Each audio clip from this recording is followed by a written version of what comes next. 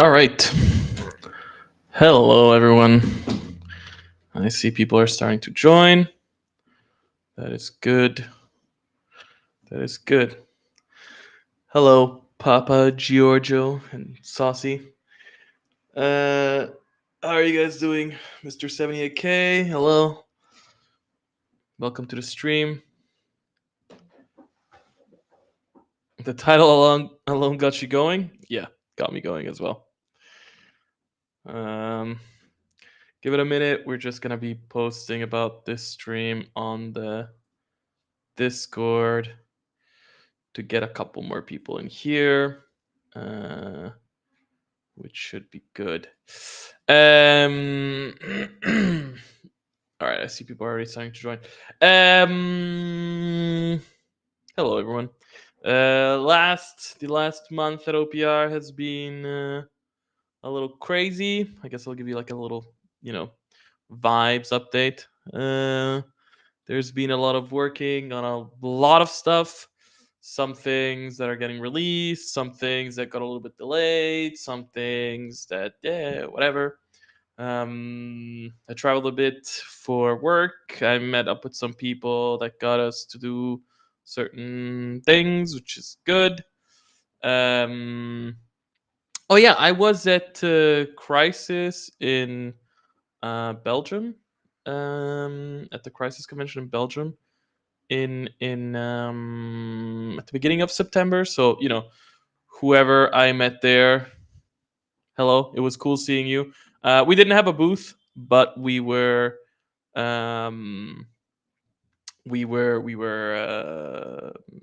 hanging out with the crew from Titan Forge. I gave a couple of demos of their game Bloodfields, which was really fun. We met a couple of people that were patrons, which was cool. And yeah, anyway, it was a cute convention. Very small compared to what we usually go to, but very cute. Then what else? Yeah, just been working on a ton of stuff. Getting ready for the next convention, but I'll talk about it in the stream. Some exciting stuff there. And last week we actually had our, let's say, yearly OPR company meetup event, which was very cool. We basically did like a week long co-working. Like we basically we invited everybody from the team to, because OPR is basically a 99% remote company, the 1% being me.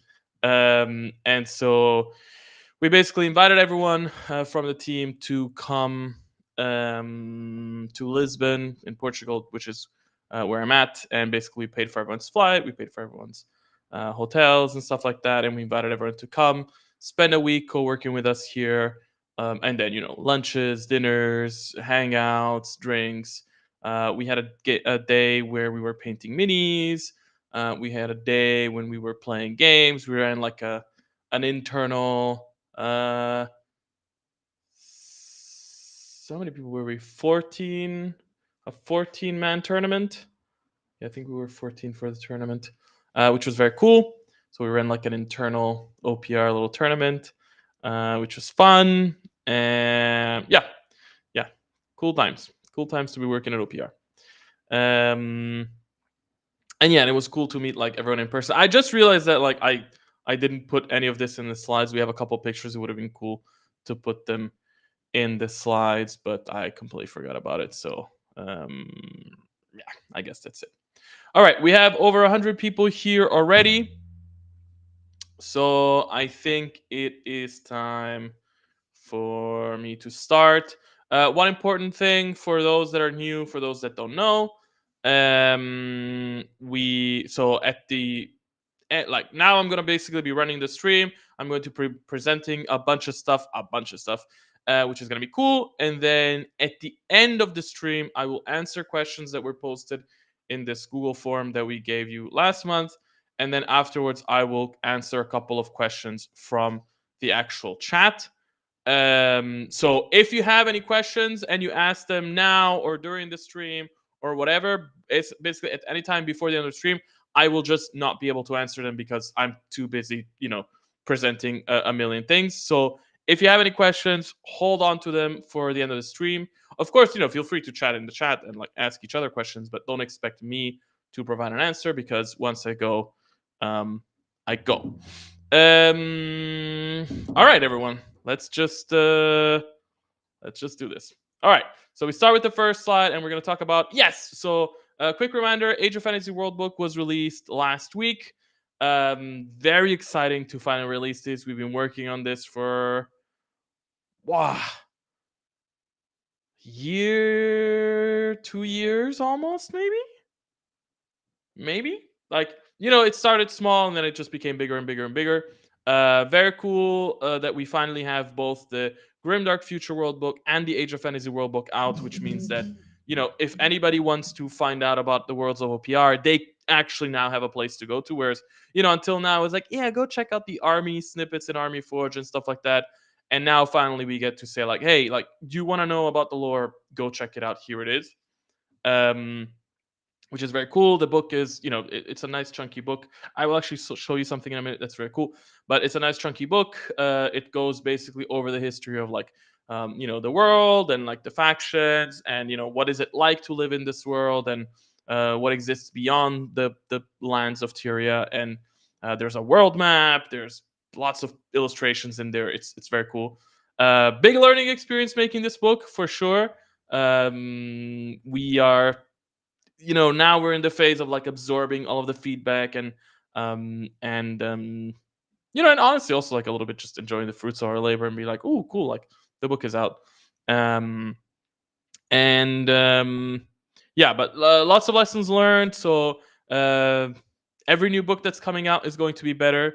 So yeah, right now you can go grab it on Drive Through RPG or Wargame Vault.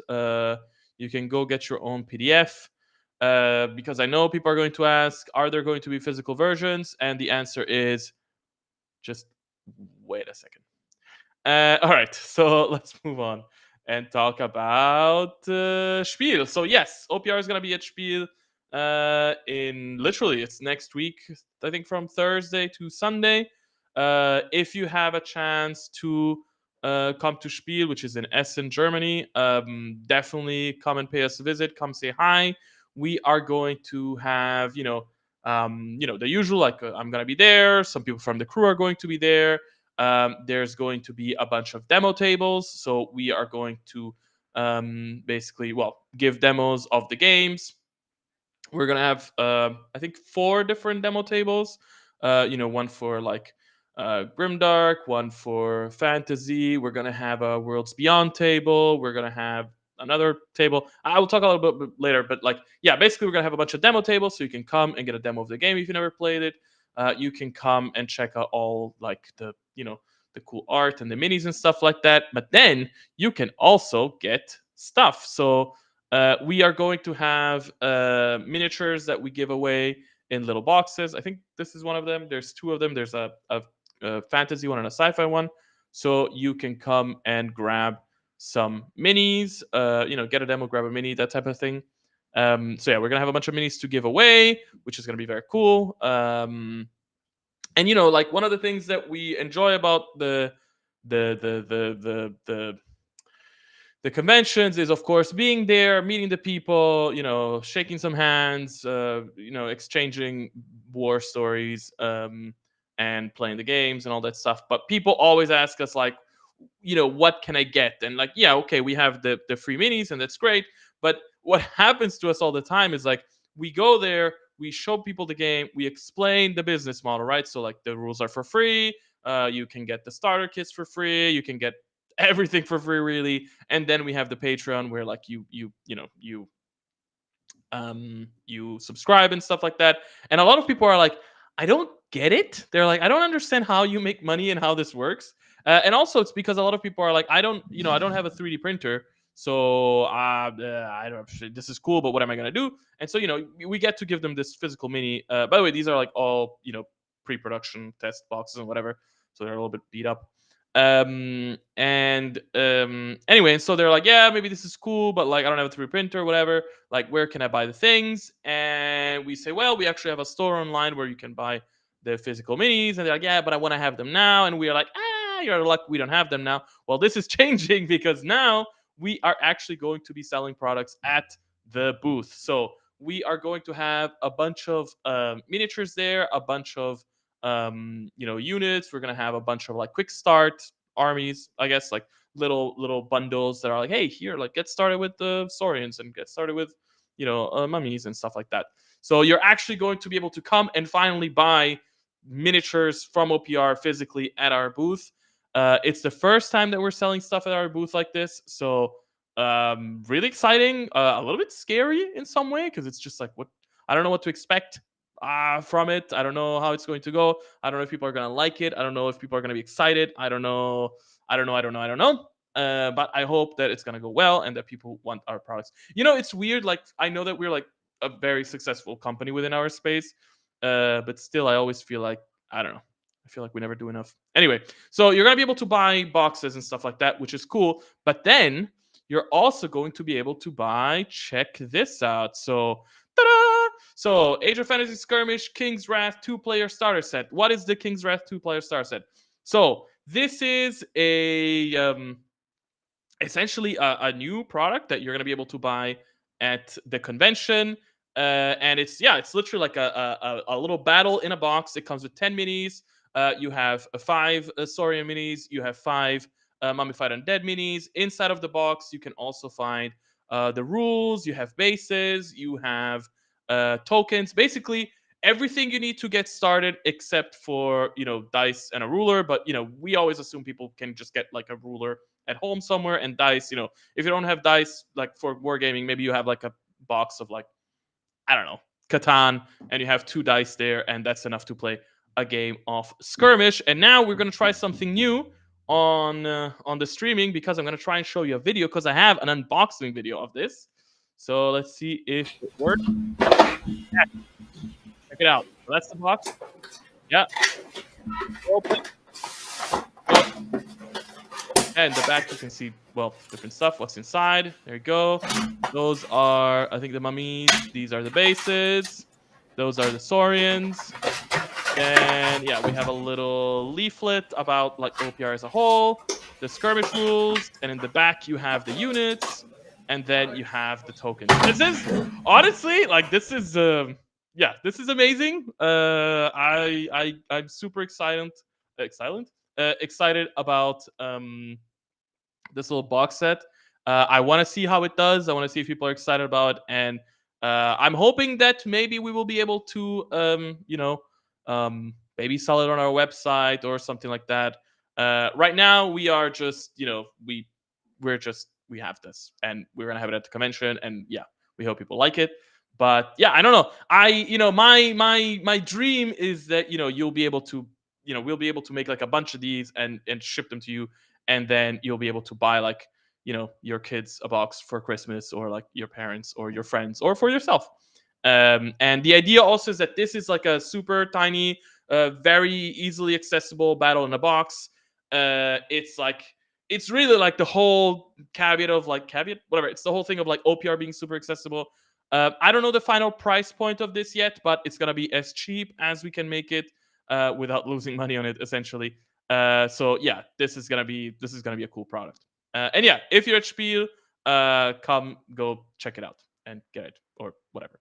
And then, OPR at Spiel, why are you showing me the Grimdark Future World book? Because, check this out. So we have finally a physical version of the World book. So you can see it here. Has a nice little spine. It's a soft cover, but it has like a cool spine. It's not one of those like staple bound things. And yeah, it's the World book. It's very cool. Like it's filled with art and lore and stories, and it looks amazing. And I'm super excited that like we have this thing. And yeah, so if you're at Spiel, you're going to be able to buy this. There, look at that. There's a map. You're going to be able to buy this at Spiel. And again, we are hoping to be able to sell these on our website later. And yeah, so this is what we're doing right now with the Grimdark Future World book. We have, a solid amount of copies of these. Dude, it looks so cool. We have a solid amount of copies of these to sell. And yeah, then the plan is, of course, if this all goes well, then we will also be selling this, the fantasy version of this. Um, yeah, and if again, like slowly things are moving forward, and we're gonna be able to do physical stuff, and maybe who knows, maybe one day you'll be able to find this at a game store or Barnes and Noble or whatever. Well, I'm dreaming big, right? Um, yeah. So cool stuff. If you are at the thing, at the Spiel, at the convention, come check it out. Go grab your copy. Okay, cool. So that is about OPR Spiel. Lots of physical stuff. We have more news about more physical stuff coming over the coming, days, weeks, months, years. Like this is the future for us, right? Like we are doing great in digital, and that's great. And for everyone that has a 3D printer, you can grab OPR, you can get it for cheap, and it's awesome. But if you don't have a 3D printer, if you can't get a 3D printer, if you don't want to get a 3D printer, if you don't have a paper printer, if you don't have a way to, you know, produce your stuff yourself, we want to be able to get it to you. So, yeah, that's where we're going next. All right. Cool. Let's go to the next topic, and let's talk about Edge of the Radiance. So, yes. So one of the things I was trying to connect the things together. Oh yeah. So at Spiel, like I said, there's gonna be a demo table. Right now, the plan is there's gonna be a demo table for Worlds Beyond, where we can basically showcase like, hey, you can play OPR with other people's minis, and it's really cool. We want to have a demo of the Quick Start set. Showing you, hey, here's like this tiny box, and here's how you play it, and go have fun, and smash the models together, and go ahead. And then we want to have a demo table for Edge of the Radiance, because Edge of the Radiance is our new campaign coming out, and blah, blah, blah. It's really cool. And so Edge of the Radiance, yeah, let's talk about Edge of the Radiance real quick. So coming to you in the next 2 weeks. I think we're going to be launching this right after Spiel. I don't want to confirm a date right now because I don't remember it off the top of my head. But, early October, Edge of the Radiance. So what is Edge of the Radiance? Edge of the Radiance is our first narrative campaign that we're releasing, or our first new narrative campaign that we're releasing in the Gateway Saga. So the Gateway Saga, is that what it's called? Yes, it's the Gateway Saga. So the Gateway Saga basically is our ongoing storyline within Grimdark Future that we're currently working on. So yeah, let me explain that real quick. So I realized that a lot of people don't really understand, or didn't really understand, how the world books work and why they are the way they are. And because the world books, they are a setting like primer. You're supposed to read those and understand, like, within the setting, where do we come from? Where are we now? Where are we going next? What's happening? Where is everyone at? How do things work? How does travel work? How does language work? How are things in relation to each other? And it's supposed to just present you the world as the world. And then within the world, within the setting of Grimdark Future, in this case, we have a saga. This is the Gateway Saga, which is where we get to tell an epic ongoing story with, heroes and villains and stakes and factions and alignments and all of that stuff that you know and love. And so, yes, Edge of the Radiance is how we're going to be kicking off. Basically, it's like the first chapter within the Gateway Saga, and it features. I don't want to spoil too much, but basically, it features a story of Eternal Dynasty versus Alien Hives.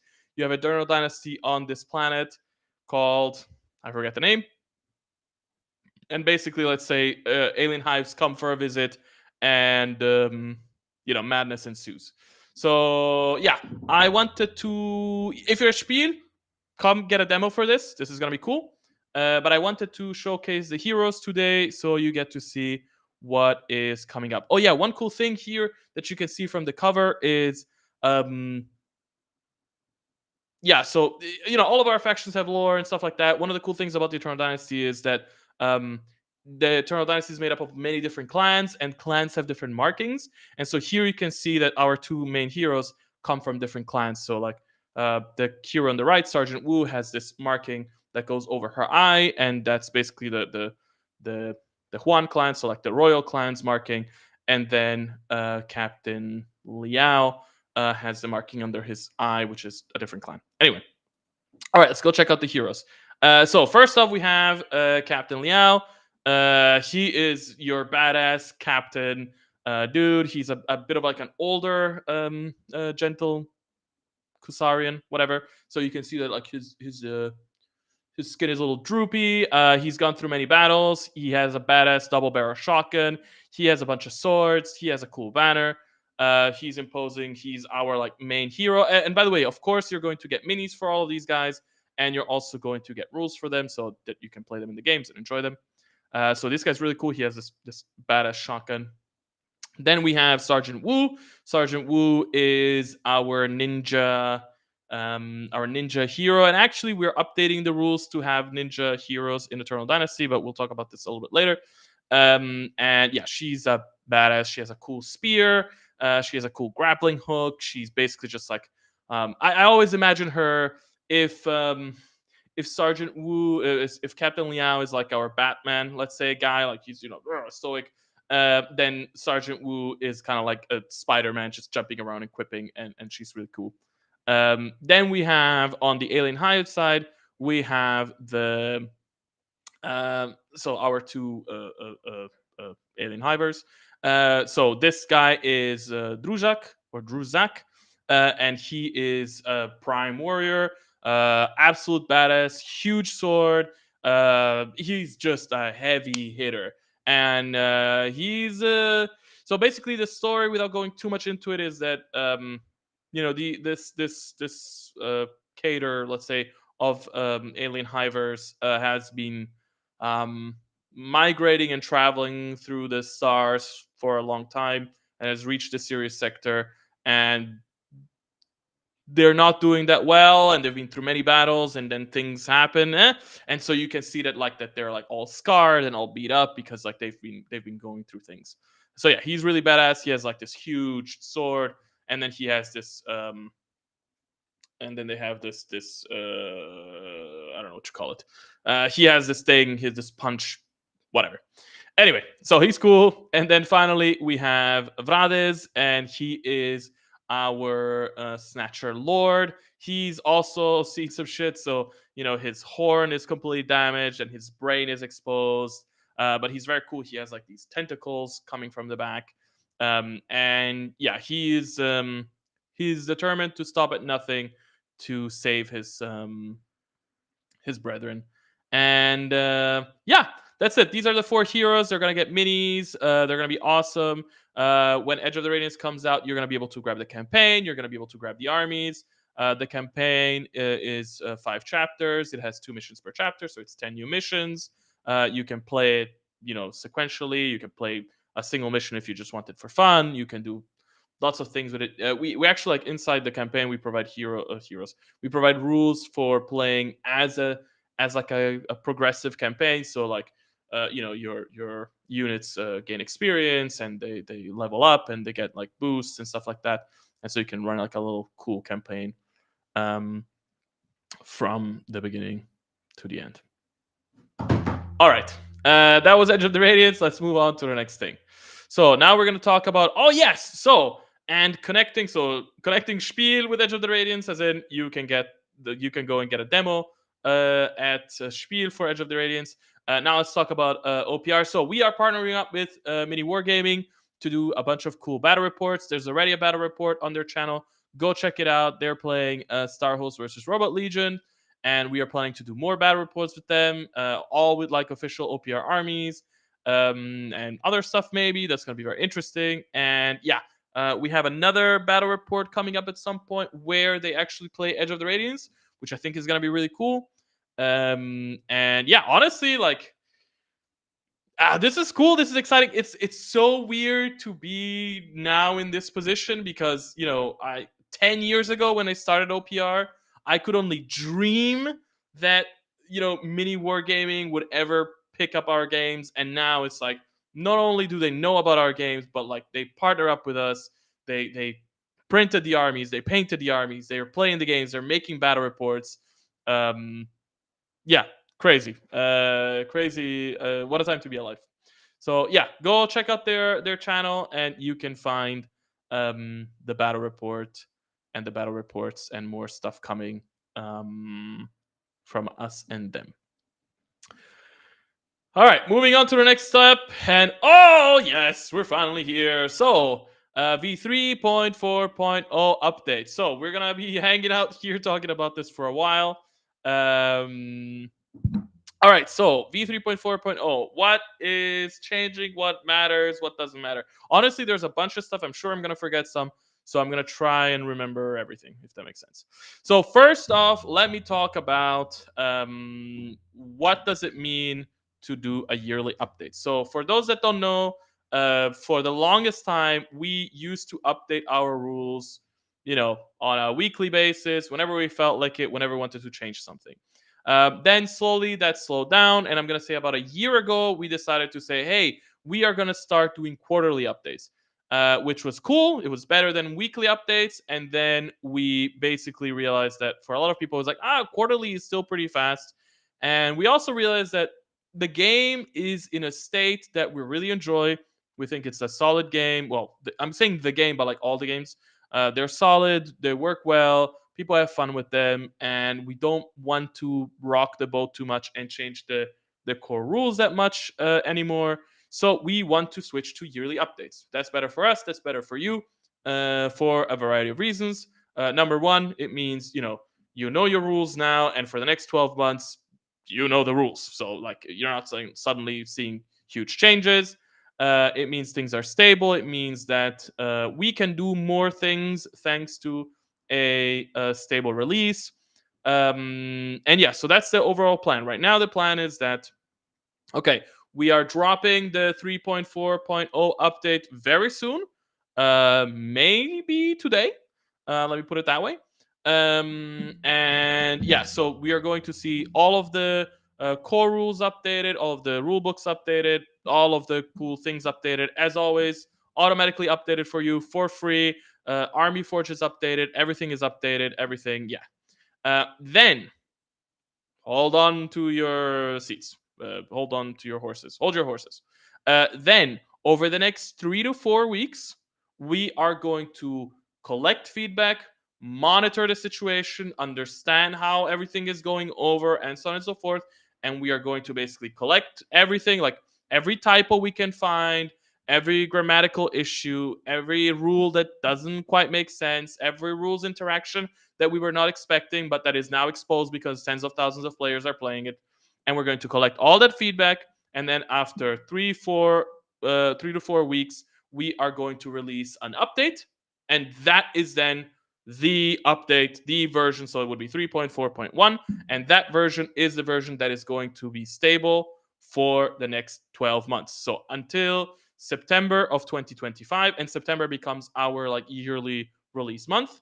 Until September 2025, that's where the core rules, advanced rules, everything, all that stuff remains stable.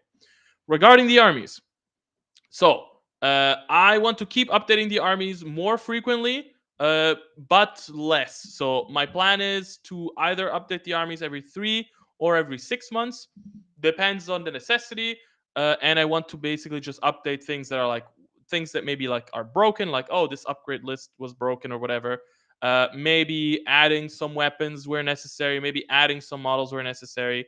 But there are no plans over the next 12 months to do like a major overhaul of any army except, and that's important, except any army we might be making models for. So if we are making models for a new army, for example, in October we are releasing the HDF, then yes, that army is going to drop. That army is going to get a big overhaul to make sense with our models, which means, names of units might change, names of weapons might change. There might be some new weapon loadouts. There might be some new units. There might be all this stuff. So yes, that's type of stuff we are going to update. So new models means new rules and all that type of stuff. When we release a new legendary, we're going to add that. All these sort of things that you know and love, and those things we're going to keep updating. But the core rules will remain stable for the next 12 months. At least that's the plan. That's what we're striving for, and so on and so forth. Of course, if in 3, 4, 5, 6, whatever months we realize like hold on, like there is something really bad happening here, there is something that I don't know, we need to make a change because it's damaging the gameplay experience of all of our players, or it's damaging our brand, or it's damaging something, of course, we will do what is best for us and for our community, and then we will update the game. So the plan is not to update for 12 months, but if something critical happens where it's like we must update, then we will update. So we're not going to sacrifice the health of our games just because we promised a 12, or we were aiming for a 12-month period of stability. But that's it.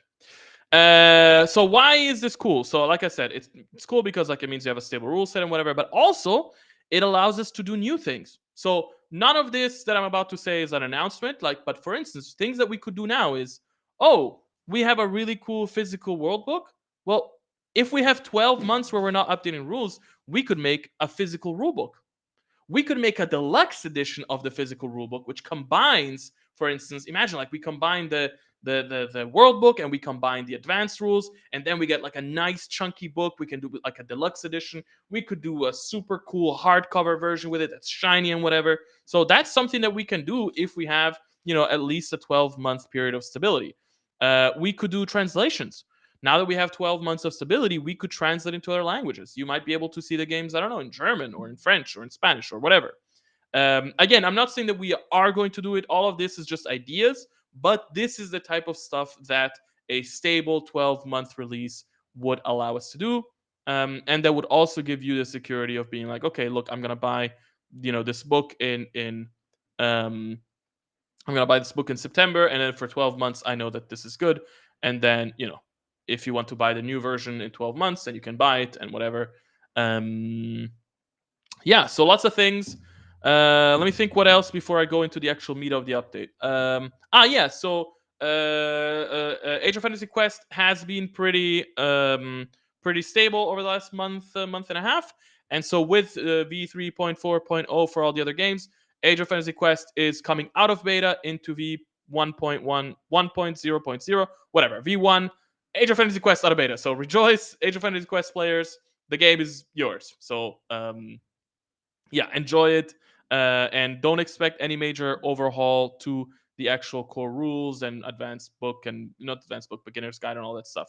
One thing that I will do is we are planning to release StarQuest in a month or two or whatever, and then when we release that, I will also release an overhaul of some of the stuff in the app, like skills and feats and all that stuff, to kind of like match the games together. But besides that, don't expect any big changes, or any changes to the games at all.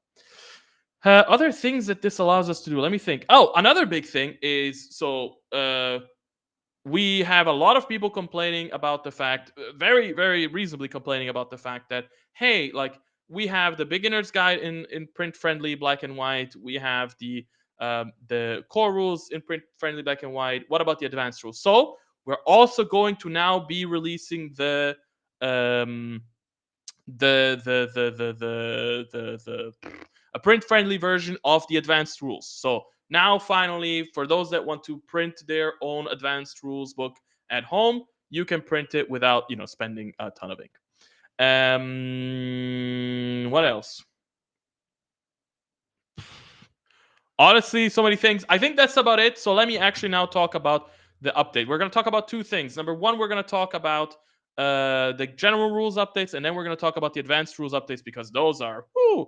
In terms of general rules, honestly, okay, I need to pull up I need to pull up some notes here, because I gotta be honest. Like, there's not huge changes to the core rules.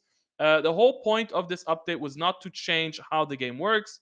The point of this update was to polish the game, make the game tighter, make the game work better, make the game better as a whole. What are the highlights of this update? Let me check out some notes here that I have. So a lot of small clarifications, fixes, typos, grammatical things, all of those type of things, for sure. Okay, small changes. Again, honestly, a lot of it is just tiny changes. So one thing is, so until now, you had to be able to reach base contact with So when you declare a charge, you have to be able to reach base contact, and then you actually have to be able to move into base contact to be able to complete a charge. And then this has changed now. Instead, now you have to be able to reach base contact, but you don't have to reach base contact. You have to move as close as possible, but you don't have to reach base contact. Why does this matter? Basically, like by the actual rules, if you have two models that are like charging each other, and there's like a tiny,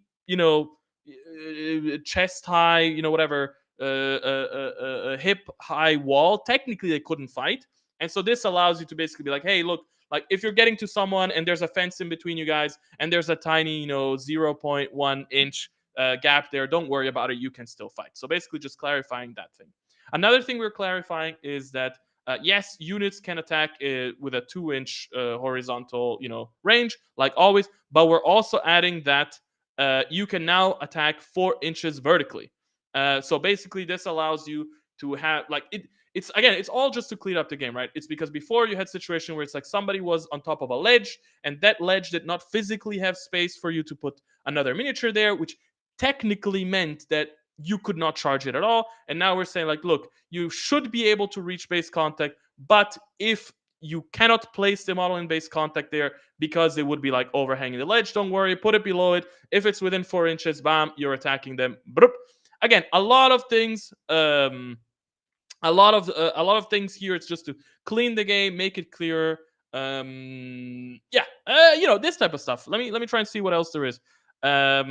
We have cleaned up and clarified the cover rules. So before, cover was written in a bit of like a very vague way, like yeah, need to have half unit in cover and whatever. And now it's much clearer. So basically, it's like for units, most models must be fully inside cover terrain or fully behind side blockers to get cover. So there's no more like, is that unit partially in or out?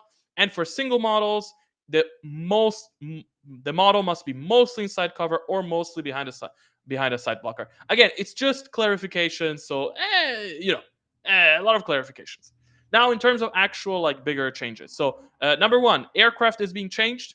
Aircraft is being reworked to basically be much more like a regular unit. Before, aircraft had like this whole weird thing where like you have to deploy them first and you have to move, and then they can move out of the board, and then when they move out of the board you have to place them back and you have to turn them and whatever.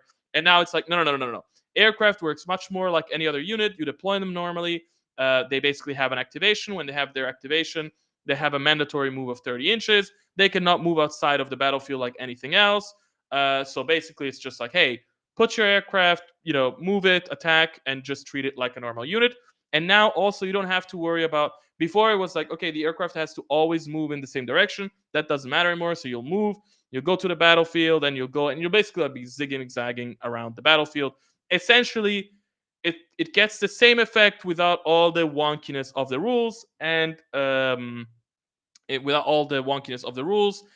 it basically just still emulates that whole like, hey, the airplane is coming in and out and just swooping around. So aircraft is being clarified. Ambush and scout is changing slightly. Where before, when both players had ambush and scout, you had to like roll off to see who starts first and blah blah blah, and that led to a lot of weird situations. So we just said, hey, let's make it easier. When both players have ambushers or scouts, the player that gets to activate next is the first player that has to place it. So basically, they're gonna have the advantage of being the one that activates next, but they have the disadvantage of essentially having to reveal, like, hey, I'm going to put my ambushers here first, and then you already know what's up, and so on and so forth. Anything else that really matters? Lance has been changed. So before, Lance was AP2 on a charge. We felt that basically this just made it, especially for fantasy, it just made it like a worse great weapon, because great weapons are just AP2. And so we've changed lances. Now lances, instead of being AP2 on the charge, are AP1 on the charge, but also give you +1 to hit on the charge, which is pretty good. So yeah, a different type of bonus, and makes them more distinct from great weapons. Anything else that really matters? Sniper shooting has been clarified a little bit. Now sniper shooting has to be resolved before other weapons. This is simply because it just means because before there were ways to like cheese sniper shooting and whatever. It's kind of like the same way that we prioritize deadly over other things first. So basically, when you shoot, sniper shooting gets first, then you get your hits, then deadly hits are resolved first, and then you resolve the rest of the hits. So that's technically how it all works. What else matters? Big change, or well, small change, but important change for Age of Fantasy Skirmish and Grimdark Future Firefight. So, in the last couple patches, we basically changed how you don't have that thing anymore where, like, if you just touch a model that's shaken, it's dead. And that made the games a little bit, like, it was meant to make the games less lethal, but it made the games a little too little lethal, if that makes sense. So now it's a bit different, which is like when a unit is shaken, right? So you attack them, they fail the roll, they're shaken, whatever, you put them on their side. Um, they get a +1 to their you roll a +1 to their wound checks. So wound effect checks, whatever it's called. Which basically means that if a unit is already stunned and you deal another wound, it's even easier for them to be killed. So, you have more of an incentive to attack units that are already shaken. And it makes the game a little deadlier, and we all like deadly games. Anything else that really matters? Oh, Age of Fantasy Regiments. That's important. So Age of Fantasy Regiments is being changed. A couple of things are changing. Um, really it's to go in line with like what people were expecting from our regiments game and things that slowly change over time. So number one, we are changing that before you had to pivot before you rushed or charged. Now you can do a 90-degree pivot when rushing or charging. This is important because basically before we felt that the game was, for a game that lasts 4 rounds with regiments, it became too clunky to the point where it's like, if a unit is just slightly behind a piece of terrain, then like it would be unchargeable, and nobody can charge each other just because there's this small thing. Don't worry about it anymore. Now just tick tick pivot and charge around the corner, and then you don't have to worry about that anymore. And what else? We've clarified like angles, like firing angles for.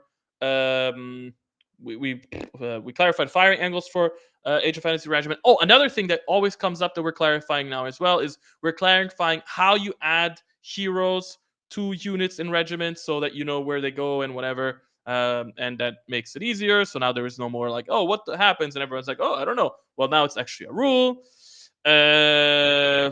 Ambush is changing as well. So before, ambushers worked like every other game for OPR, and it was way too strong for people in regiments. So we're changing. We're now ambush. You can deploy fully within 6 inches of any table edge. So you can still deploy behind the enemy, but you cannot be deploying like right up to them. So it basically allows you to like maneuver and do things and like whatever. What else? Honestly, a lot of it is just clarifications. Like clarifications that units can move across gaps up to 1 inch wide as if they were flat ground. So that's like, hey, look, if you have like 2 cracks and they have a tiny gap, it's like, don't worry about it, just cross it. Another thing that we have is like, if you have an obstacle that's like less than 1 inch tall, we say like, hey, look, just cross it. Don't go and count 1 inch up and then 1 inch down and whatever. Just cross it. Don't worry about it. Really, it's just quality of life improvements everywhere. Trying to see what else. Oh, we've clarified exactly how full rows are counted for melee resolution in regiments because there were people with questions about that, so we did that. We reworked the last stand rules from the advanced rules because we know a lot of people had questions and they didn't work well, and so we clarified that. In terms of armies and stuff like that, yes, so that matters. So we've clarified a ton of rules. We've clarified a ton of special rules from different armies. We have reworked spells. Not all of them, but we reworked some spells, and we've reworked how spells are calculated. So now spells are calculated more correctly than before, which means that now you will have different spell lists have different costs, which means that casters from different armies will have a different cost from each other. There was also just overall slight point cost tweaking across the board. So we'll see a lot of units that are like, oh, this unit's like now 5 points more expensive or 5 points cheaper, whatever. And then we've generally tweaked the scaling of a lot of things. We've tweaked the scaling of AP. Because we felt that like AP, especially towards AP4, was a little bit too cheap. We fixed the scaling of blast and deadly because it was incorrectly. There was like an incorrect scaling curve. I know I'm getting into math, but I'm trying to keep it like very. We reworked the cost of sniper. It's a bit cheaper now. We felt that it was way too expensive. We, a lot of different things. The cost was reworked. We reworked the cost of undead, so now it's slightly more expensive because now it actually is being calculated correctly. A lot of things is like, oh, that thing was actually calculated incorrectly, so let's fix the cost, and now it calculates correctly. And then otherwise, I mean, God, so many things. You know what? I'm excited, so I'm just gonna go through a bunch of stuff. So, Grimdark Future, alien hives have a new unit. The way that spores explode and stuff like that works differently, so that's gonna be really cool. Battle Brothers and a lot of other factions that before had like a unit that could update with like veteran infantry, for example. That has been removed, and now veteran units are just separate into their own thing, so that they get their own cool loadouts and stuff like that. So that's very cool. Oh, another thing in the Grimdark games, you have a weapon mods. So it's like, imagine you have like a rifle and you have like an underslung flamer. Those have been changed. Before they were basically like, imagine like a regular flamer but half range. Instead, now it's a regular flamer, not half range, but it's limited. So underslung like mod weapons are all limited. So basically, like, you can use them as if they're the full weapon, but they only work once a game, which we thought was a better way to do it. Blessed Sisters separated veterans, fixed some weapons for the Custodian Brothers, Dark Elf Raiders separated the veterans as well.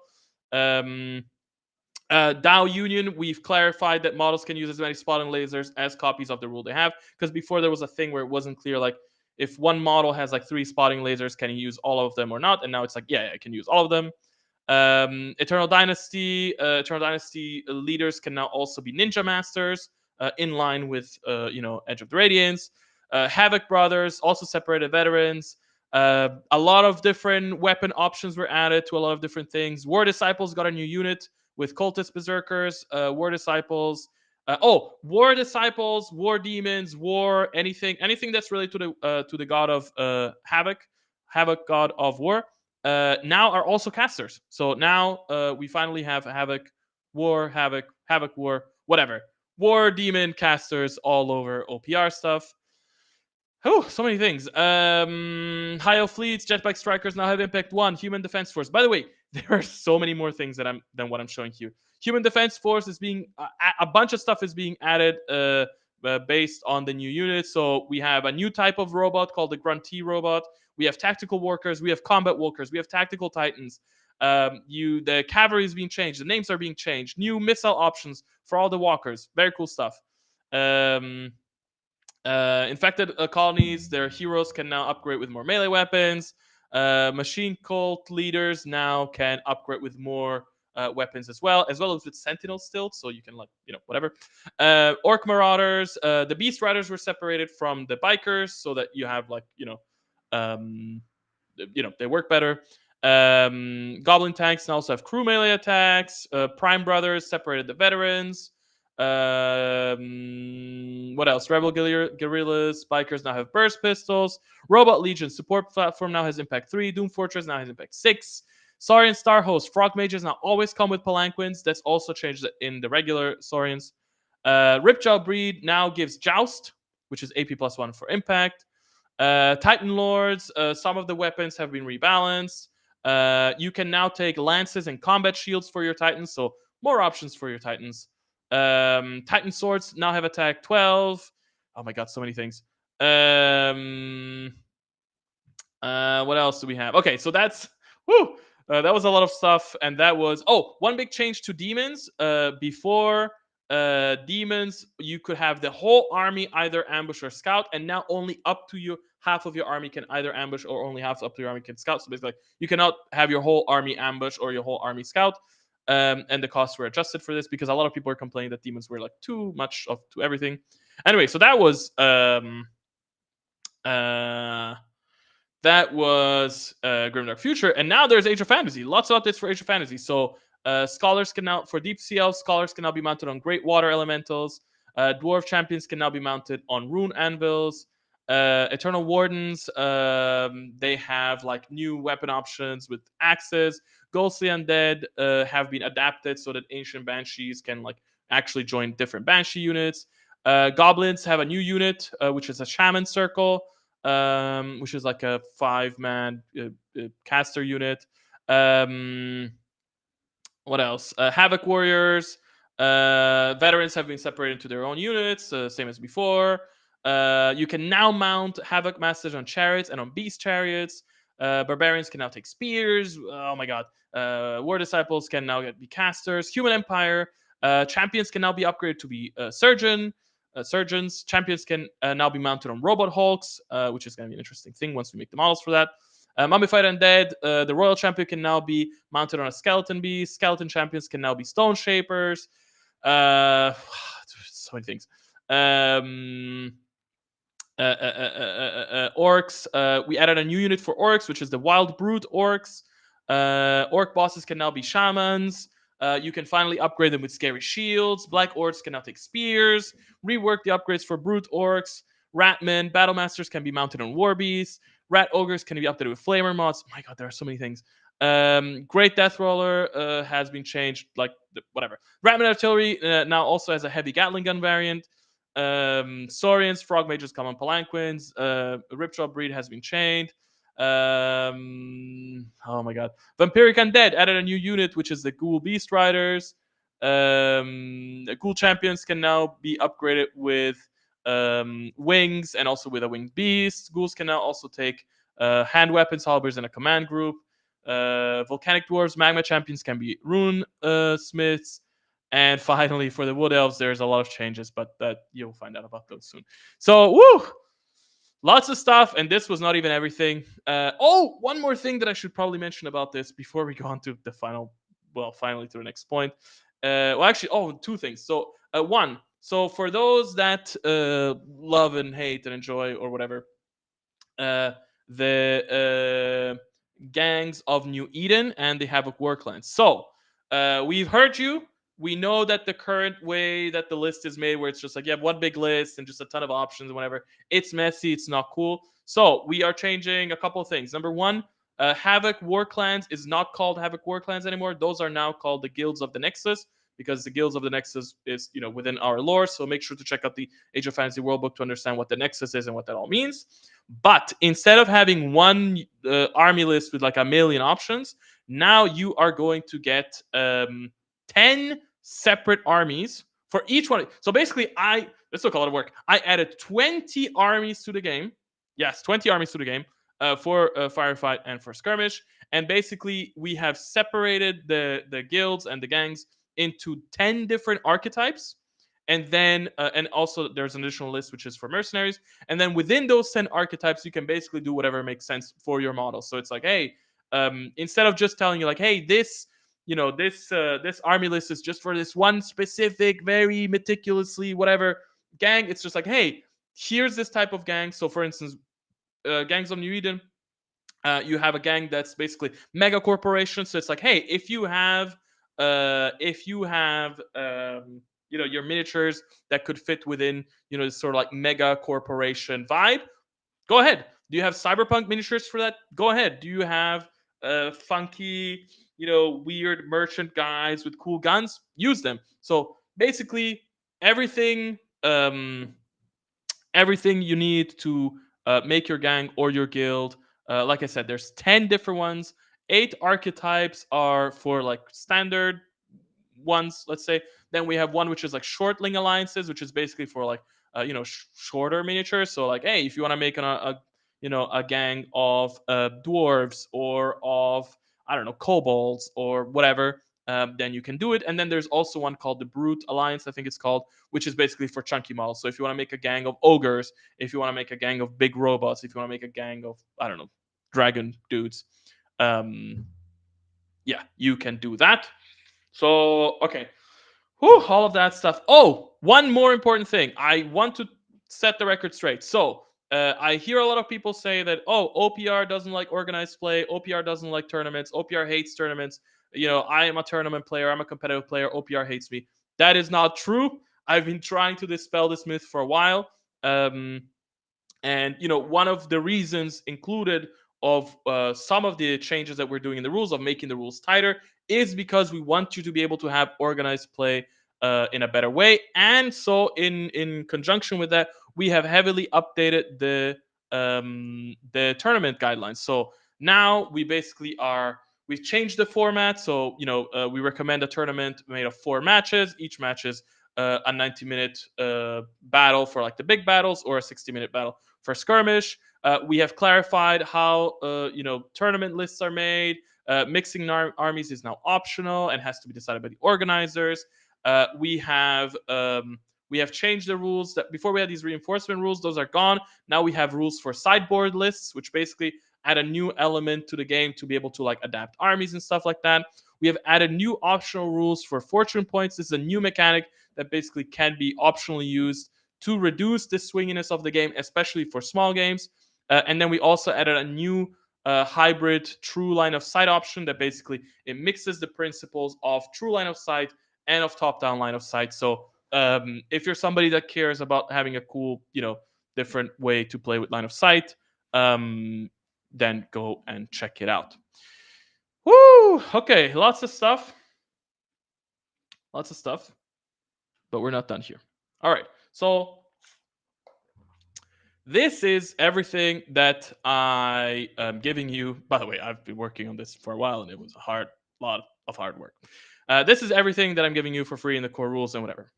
Now, if you're a patron, if you already bought the advanced rules, if you did any of those things, or if you're gonna go out there and spend the $5 to join Patreon and grab the things, or go and drive through whatever, boy, do I have a treat for you. So, right now, the advanced rules contain about 16 to 17 pages, depending on the game, or 15 to 16 pages of advanced rules.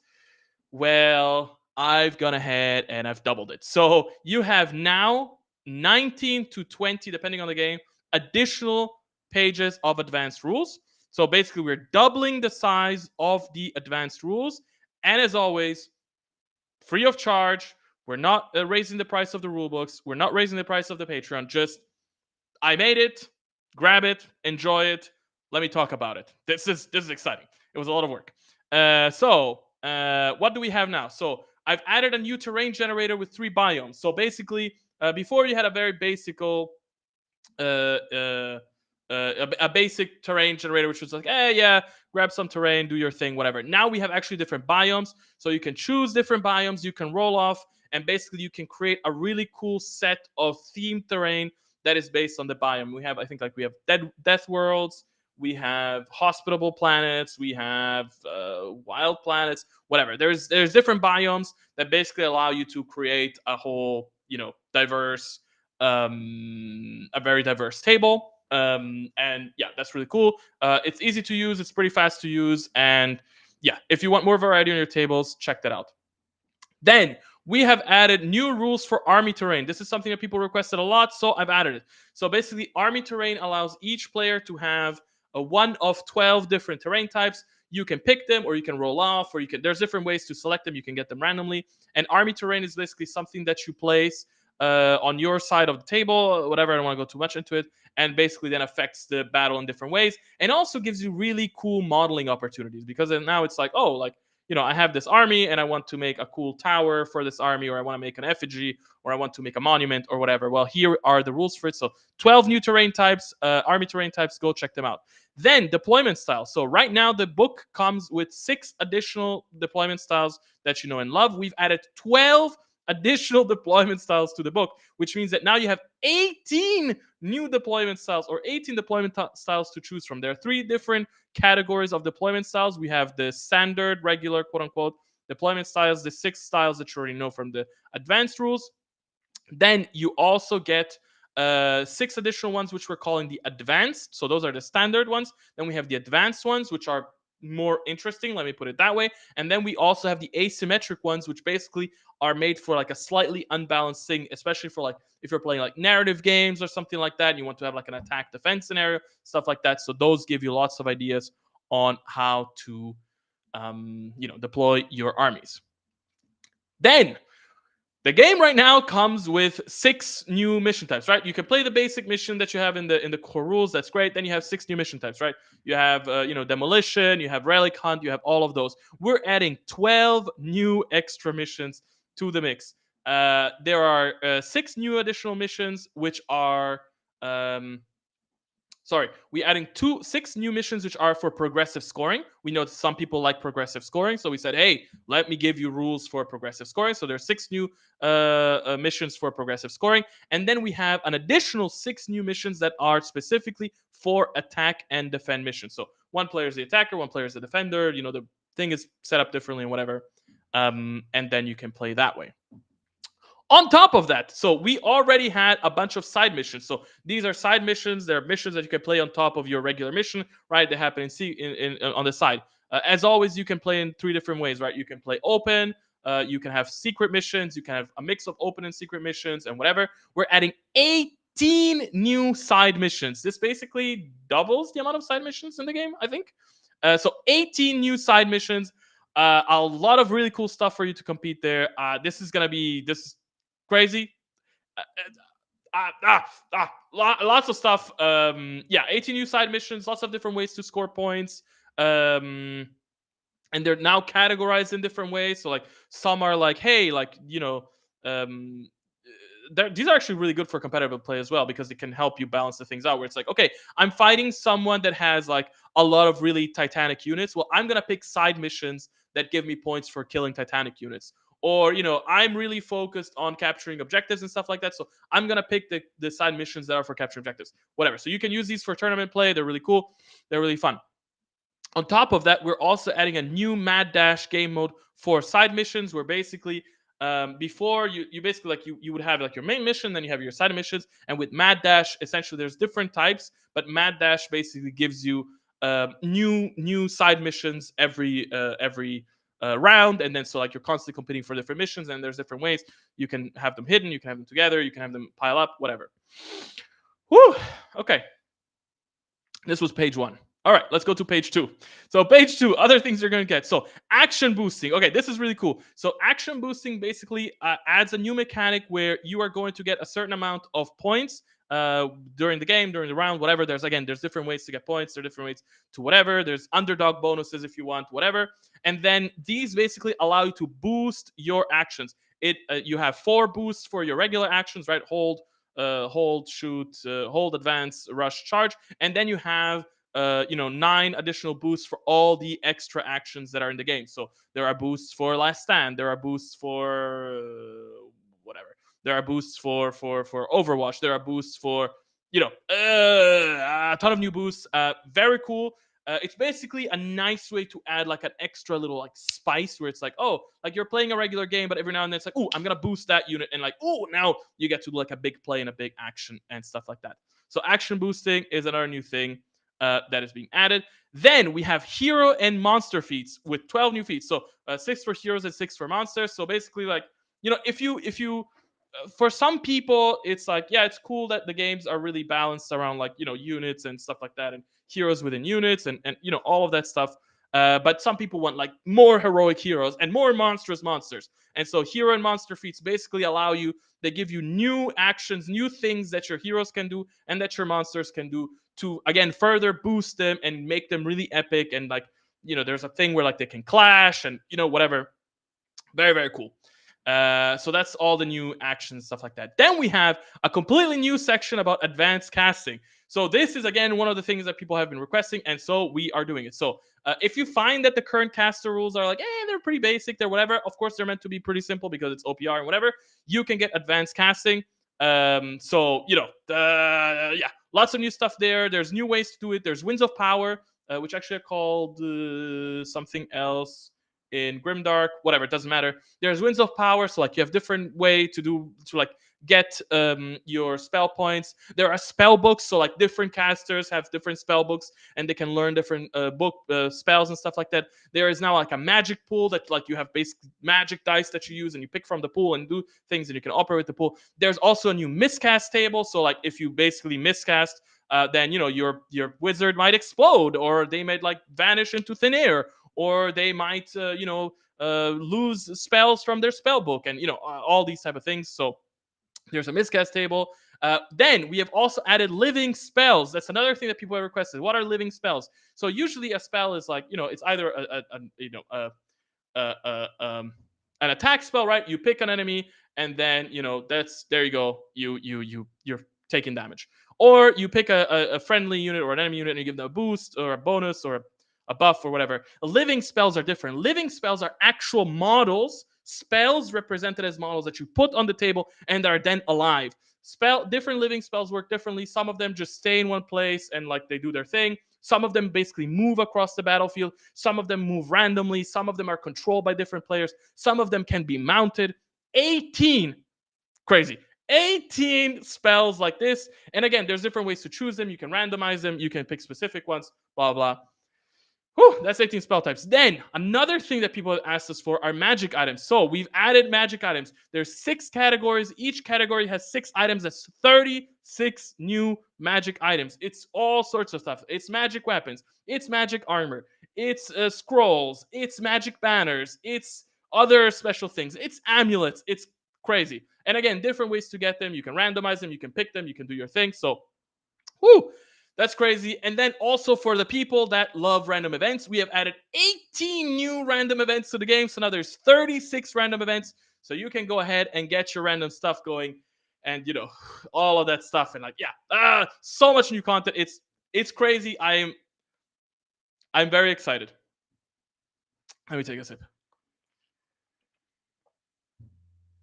My God, I'm screaming. I don't know what's happening out there. Okay, slide 3.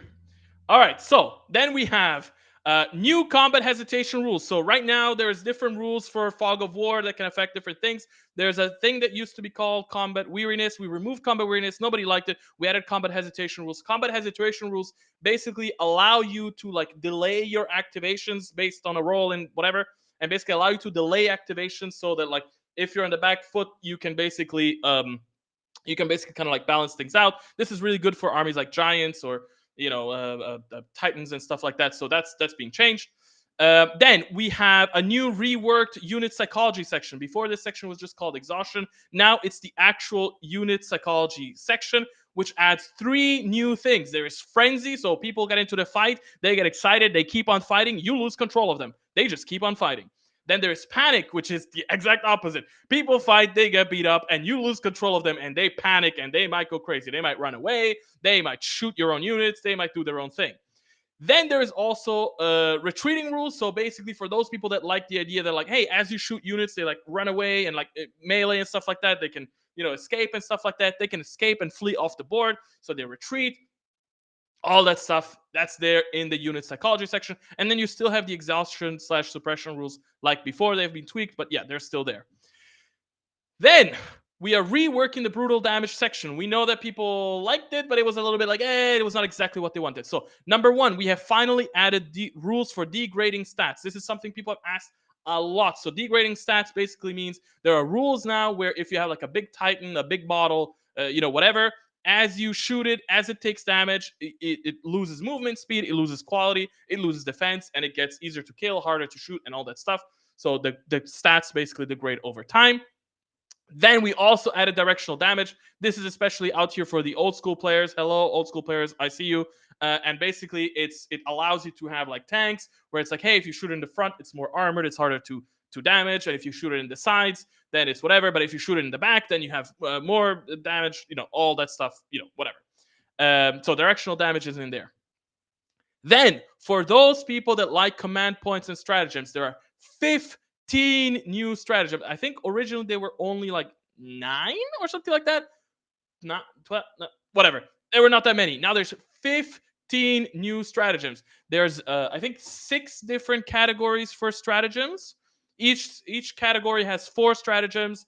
Each one again focused on different things. So it's like, hey, I have a really shooty army. I'm gonna go for this stratagem category. I have a melee army. I'm gonna go for this. Different armies have different things. Each category before I think had 3. Now it has 4. It has 2 1 CP stratagems. It has 1 2 CP and it has 1 3 CP stratagem. And even the old stratagems have all been reworked. Not only that, before it was just like, hey, here's how you get CP. Good luck, have fun, bye. Now there's 6 different ways for you to get CP, so you can play however you prefer. Cool stuff. Cool stuff.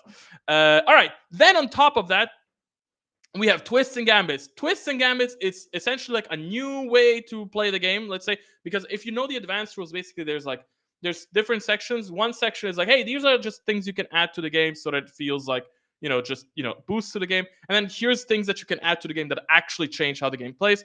Twisting gambits is basically this. How do twisting gambits work? So twisting gambits essentially, twisting gambits are cool because they allow you to play less balanced games.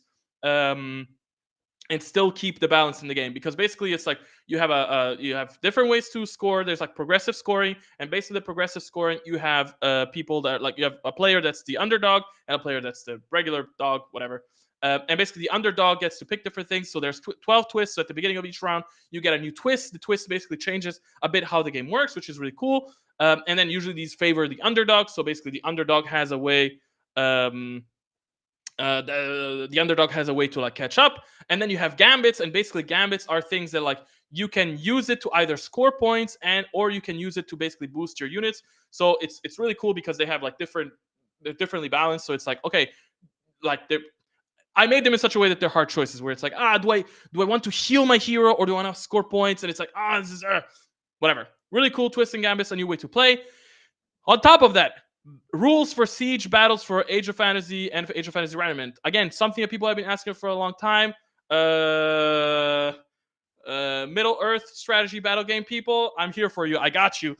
So now there's rules for siege battles. How does it work? One player is the attacker, one player is the defender. The defender gets a certain allotment of things that they can use to build a castle. So they could basically like have rules for like, hey, you can take this amount of walls and different things. And so you build your castle, very cool, on your side of the table. You got your thing. Awesome. But now the attacking player gets, depending on how many things you got, they get points to spend on siege weapons. So they can get ladders, they can get rams, they can get siege engines, they can get bombs, they can blow up your walls. So watch out. This is for Age of Fantasy and Age of Fantasy Random. Super excited. I mean, look at this. This is why I do this. And then finally, we have boarding actions for Grimdark Future and Grimdark Future Firefight. Boarding actions are basically, I mean, I don't want to say it's the sci-fi version of siege battles, but kind of similar. Boarding action basically allow you to play inside of a space station, inside of a battleship, inside of something like that. So they change how the game works. Again, each player is together. Like you have a certain allotment of like walls and hatches that you can do. It allows you to. It tells you basically how you can build the interior of your space station. And then basically like the space station, it has like walls, it has hatches. Some hatches are open, some hatches are closed. Then you place objectives. Different things work differently. You cannot have aircraft. Flyers become striders. Ambushers become scouts. There's different things there that you can do. But then also on top of that, you can open hatches, close hatches. You can block someone for opening a hatch. Depending on when you open a hatch in your turn, there's different rules. Really cool stuff. And then on top of that, you have special boarding action gear that you can give to your hero. So it's like, okay, there's a guy that keeps closing a hatch, and this is really annoying. Well, I'm gonna put a bomb there, and I'm just basically gonna explode the hatch, and then we're gonna go through there. Or there's a guy that, like, okay, like the walls block your movement, right? And it's hard. But it's like, I have a personal teleport, and like, I'm just gonna go to the other side. Once per game type of situation. Woo. Okay. Lots of stuff. This is the third slide. This is the final slide. This was it. I don't have a new slide to reveal once again, but whoo, this was a lot. This was a lot of work. Absolutely a labor of love. OPR. When we say it's made by gamers for gamers, we really mean it. I made this. I played this. I loved it. I've listened to all your feedback. I am adding anything and everything you guys have been asking me for in the last couple years.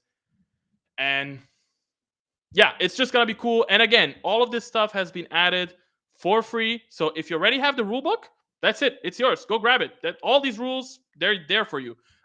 If you are a patron, we're not raising the prices. We're not raising the price of the rulebook. We're not raising the price of the patron. It's just now you get double the rules for the same price. And I think that's really cool. I like the idea that you can buy a rulebook for $5 and it has rules for you to play 1,000 different ways. And I don't think like whatever. Yeah, I hope you enjoy it. 3.4.0. It's a great update. I think it's the way forward for us. Like I said, over the next 3 to 4 weeks, we are going to be essentially listening to the people, listening to the community, collecting feedback. We're going to post a 3.4.1 update. After that, we're hoping that the game remains stable for the next 12 months. We're still planning to update armies every 3 to 6 months, especially considering that we'll update whenever we have new models, whenever we have new legendaries, whenever we have new stuff. I think that's it. And somebody asked when is it out? It should be out today or tomorrow. That's kind of like the idea. Or it's out now. I'm not sure. Maybe it's out now. All right. Whew, so that was the part of studio updates. Now let's move on to the actual models that are coming out. Let me take another sip of water because this was a lot. All right. So what do we got for next month? So next month we have the final release of the Shadow Stalkers. Sad to see them go. Like it's such a cool army, but I feel that it was a 5-month release, so it goes. It goes. Honestly, I think it's one of the better or best armies that we've ever made in terms of miniatures. I think it's it's really on point in terms of like vibe and style and originality, and it feels, I don't know, it feels really ours. It feels cool. It feels dynamic but not too dynamic. It feels detailed but not too detailed. It looks cool in a render. It looks great on the table. I actually have a model here. I don't know if you're gonna be able to see it, but like it looks amazing on the table. Easy to paint, easy to print. All the cool stuff.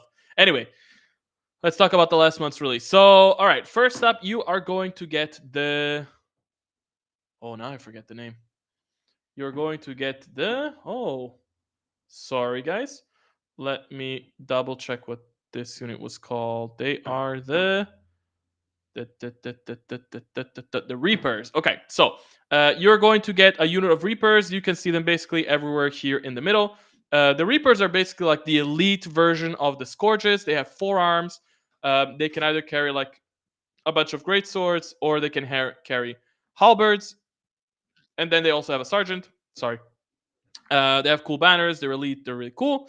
Then you can also see, if you look on the top left and on the bottom right, you can see the Reaper champion. This is basically your hero from the Reapers.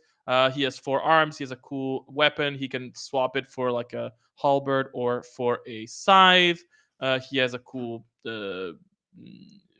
sensor. He has a little dagger. Cool banner. Yeah, nice hero. Now let's go into the more fancy stuff. Sorry, by the way, I'm going to try. I'm going to try to be faster than usual because we've already spent a lot of time here. Then we have the fiends. Okay, so in the middle you can see, well, in the middle on the right you can see the fiends. The fiends are basically they're tough 3 models. They're essentially almost like raptors. They're pretty big, chunky monsters that they're pretty good in melee. They can shoot with their little like spitter guns. Yeah, don't underestimate them. They are pretty badass. So those are the fiends. Then on top of the fiends, you're going to get, all right, if you look to the left, you're going to get the Great Fiend. The Great Fiend is a tough 6 model. It's pretty big and it's awesome. And essentially, like the way that it works is the fiends are, let's say, like the lowest form of evolution. They're the most animalistic thing of the fiends. Then you have the Great Fiend, which already you can see like standing more upright, more intelligent. It's wearing like a little tabard. And he's like the smart one of the bunch, and we'll see more later. So guy on the left, really cool. He has these cool tentacle arm hand things. They look really, really epic. And then on top right, or the middle, or whatever, we have the Reaper champion on I think this is called a flying beast or a winged beast. I don't remember. And yeah, basically it's like an epic mount. It's basically like the Shadow Stalker version of a dragon. Really cool. I love the long neck with like all of these ropes going around and the sensors and the base, and it's like he has these wings that are made of I don't even know. They're like ethereal and stuff like that. And yeah, really cool. Love the army. Honestly, a little sad to see it go, but happy it was here for a while. All right, then after this, we are going to go into the new sci-fi army. Hio fleets are bye-bye. They're gone. Now we are going to start with the human defense first. So for the human defense first, here we have a bunch of stuff. So first off, you can see a guy that's blocked out in black. Well, that's gonna be your commander. No, sorry, it's called a company leader. It's basically like your standard hero that has all the weapon options, right? He has a pistol, he has a rifle, he has a sword, all that stuff. Then, if you look to the left of him, you can see a guy holding an axe and doing like this. This is your enforcer. The enforcer basically is there to keep your unit in check in terms of like morale and stuff like that. He's a hero that really is there for like morale, like no retreat type of hero. Um, he's actually going to come with a cool buddy, which is not being shown here, but you will get to see him when he's ready. And we will talk about the buddies in a second. For the rest, here in the middle, you can see the main infantry from the HDF. So the main infantry unit comes with tons of stuff. It comes with five humans, five poses. They come with helmets, with closed visor helmets. They come with male faces. They come with female faces. They come with assault rifles. They come with they come with plasma rifles, grenade launchers. They have a flamethrower. They have a fusion rifle. They have a something else. They have a drum rifle. So they have lots of different weapon options. Also, one thing that we did that was very cool is like if you check out their rifle, oh, they have a completely new weapon that wasn't in the game before, which is their laser rifle. Also, if you check out their weapons, some of them have like scopes attachments. Some of them have like flashlight attachments to their weapon, which we thought was a really neat detail to add.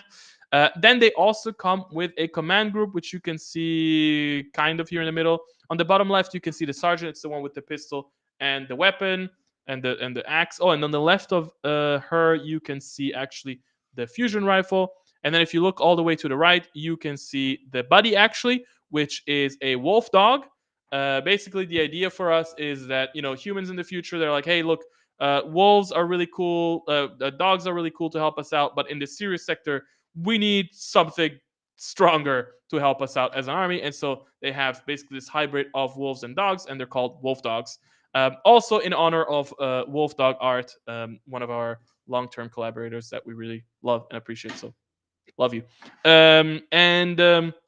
Yeah, you can see the rest of the command group there. So there's a guy with a banner. There's a guy with a defibrillator. That's the medic.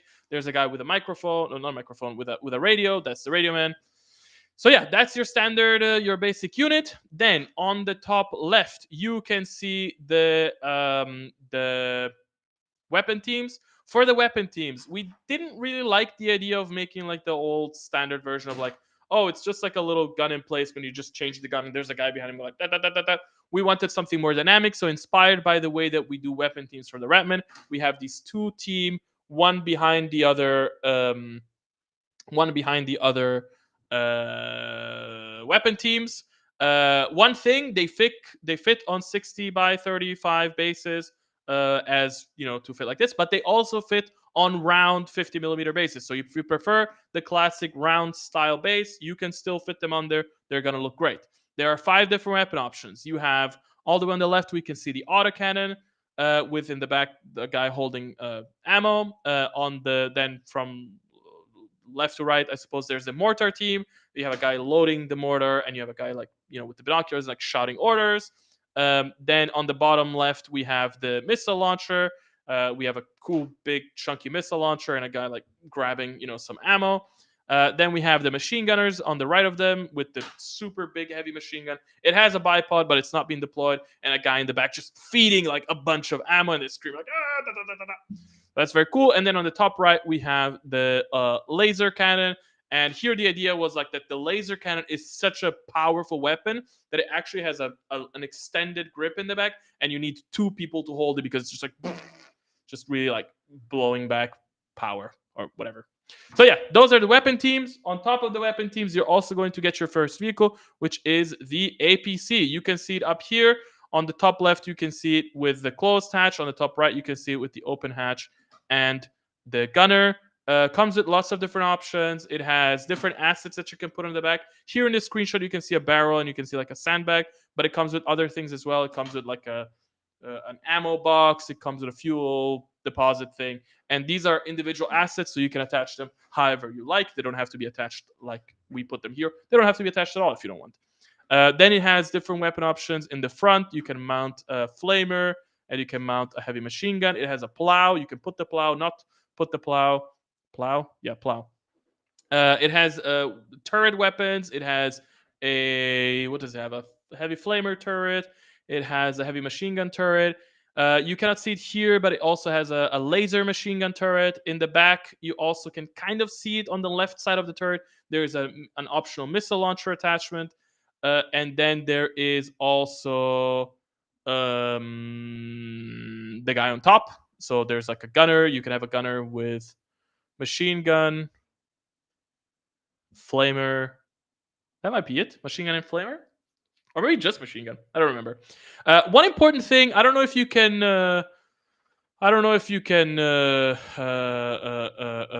don't know if you can see it properly here, but we've heard your feedback about vehicles and their scale and their size and their proportions, and so we are actually starting to adapt for the future our vehicles. So before we were really trying to fit like the old school wargaming style of like very tiny, boxy, limited, in a tiny piece of space vehicle. And now we're like, okay, wait, we don't need to be bound so much by that tiny little box. So this vehicle is a little bit longer, it can be a little bit taller, it can be a little bit larger, and we can mess with the proportions. We've heard a lot of your feedback about the the the vehicles from the, especially like the APC and the tank from the high elf fleets. We think they're cool. We think when they're printed, they actually look cool. They don't look as cool on a render as they look when you can see them like in real life. But it's also true that they could have been longer. They could have been sleeker. They could have had a bit of a cooler form. And we were so stuck with this idea of like, oh, we need to fit this tiny box constraint, that it kind of like limited us. And now it's like, hold on, like we're 3D printing, like we can do whatever we want. This is our world. This is our thing. So we're basically going to adapt the vehicles as we need for the future. But also, don't worry about don't worry about it being like enormous. We're not making the vehicles enormous. Like this vehicle maybe is like 2 or 3% bigger than the dwarf APC. So it's not, suddenly you're not going to get like an enormous vehicle for an APC, but the proportions are going to fit better. Okay, cool. Then what else we got? We are going to move forward, and then we have. Oh yes. So I told you before that for the Shadow Stalkers we have the Fiends, very animalistic.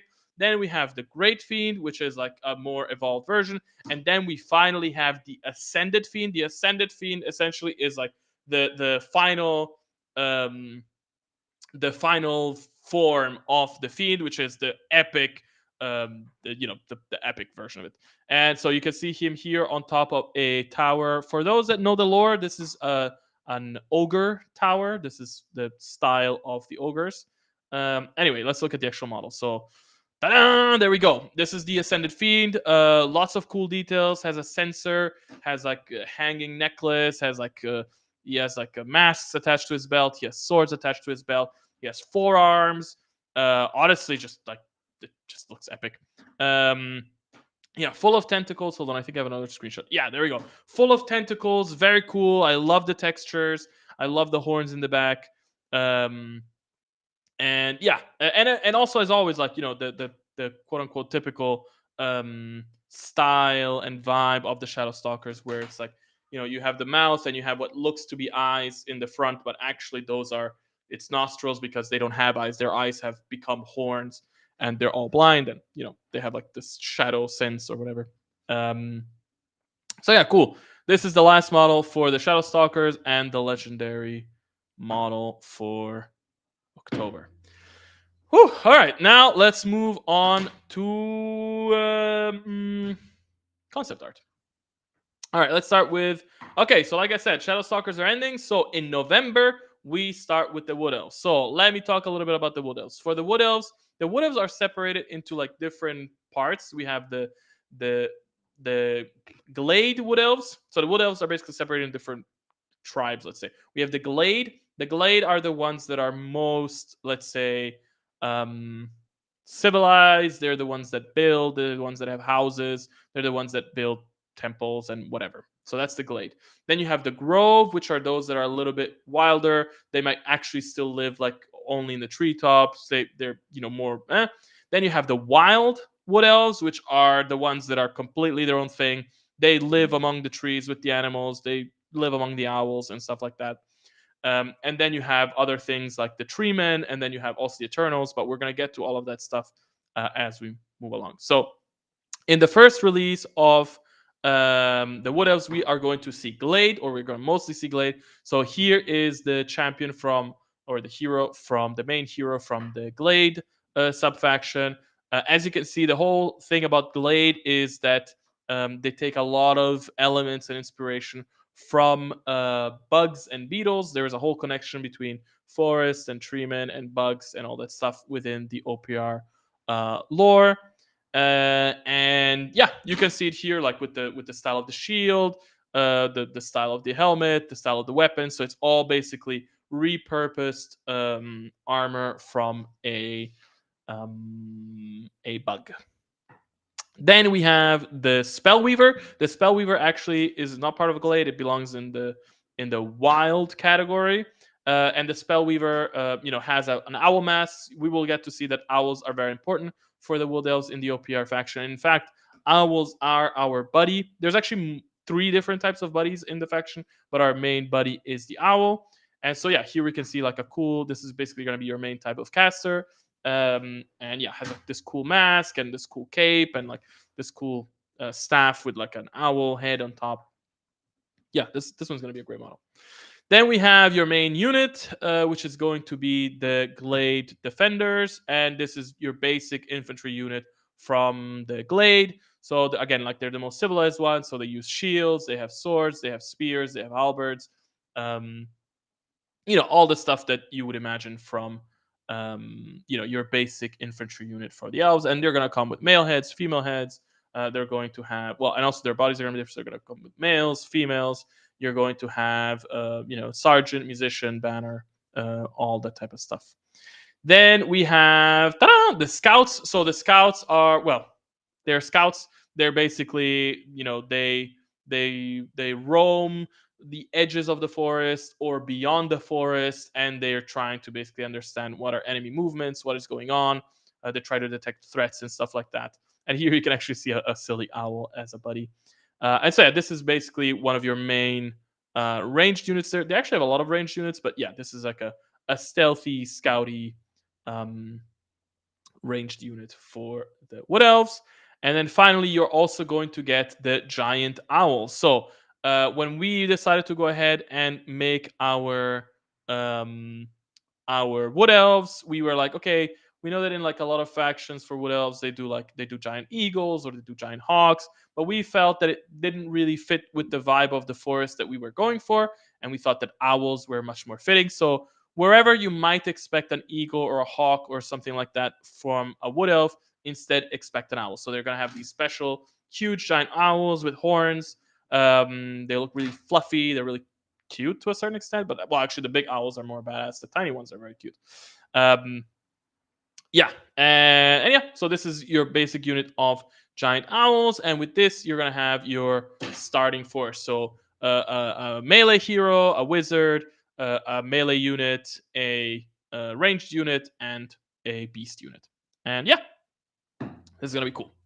Then we are going to also get, of course, new HDF. So first off, here you have the Drill Sergeant. The Drill Sergeant is your melee inspiring, let's say, hero for the HDF. So you put this hero in a unit and they get better at melee. This is especially good. Well, depending on the different things that you might be doing with your army. One cool thing about the Drill Sergeant is that she carries like this enormous sword in her back. So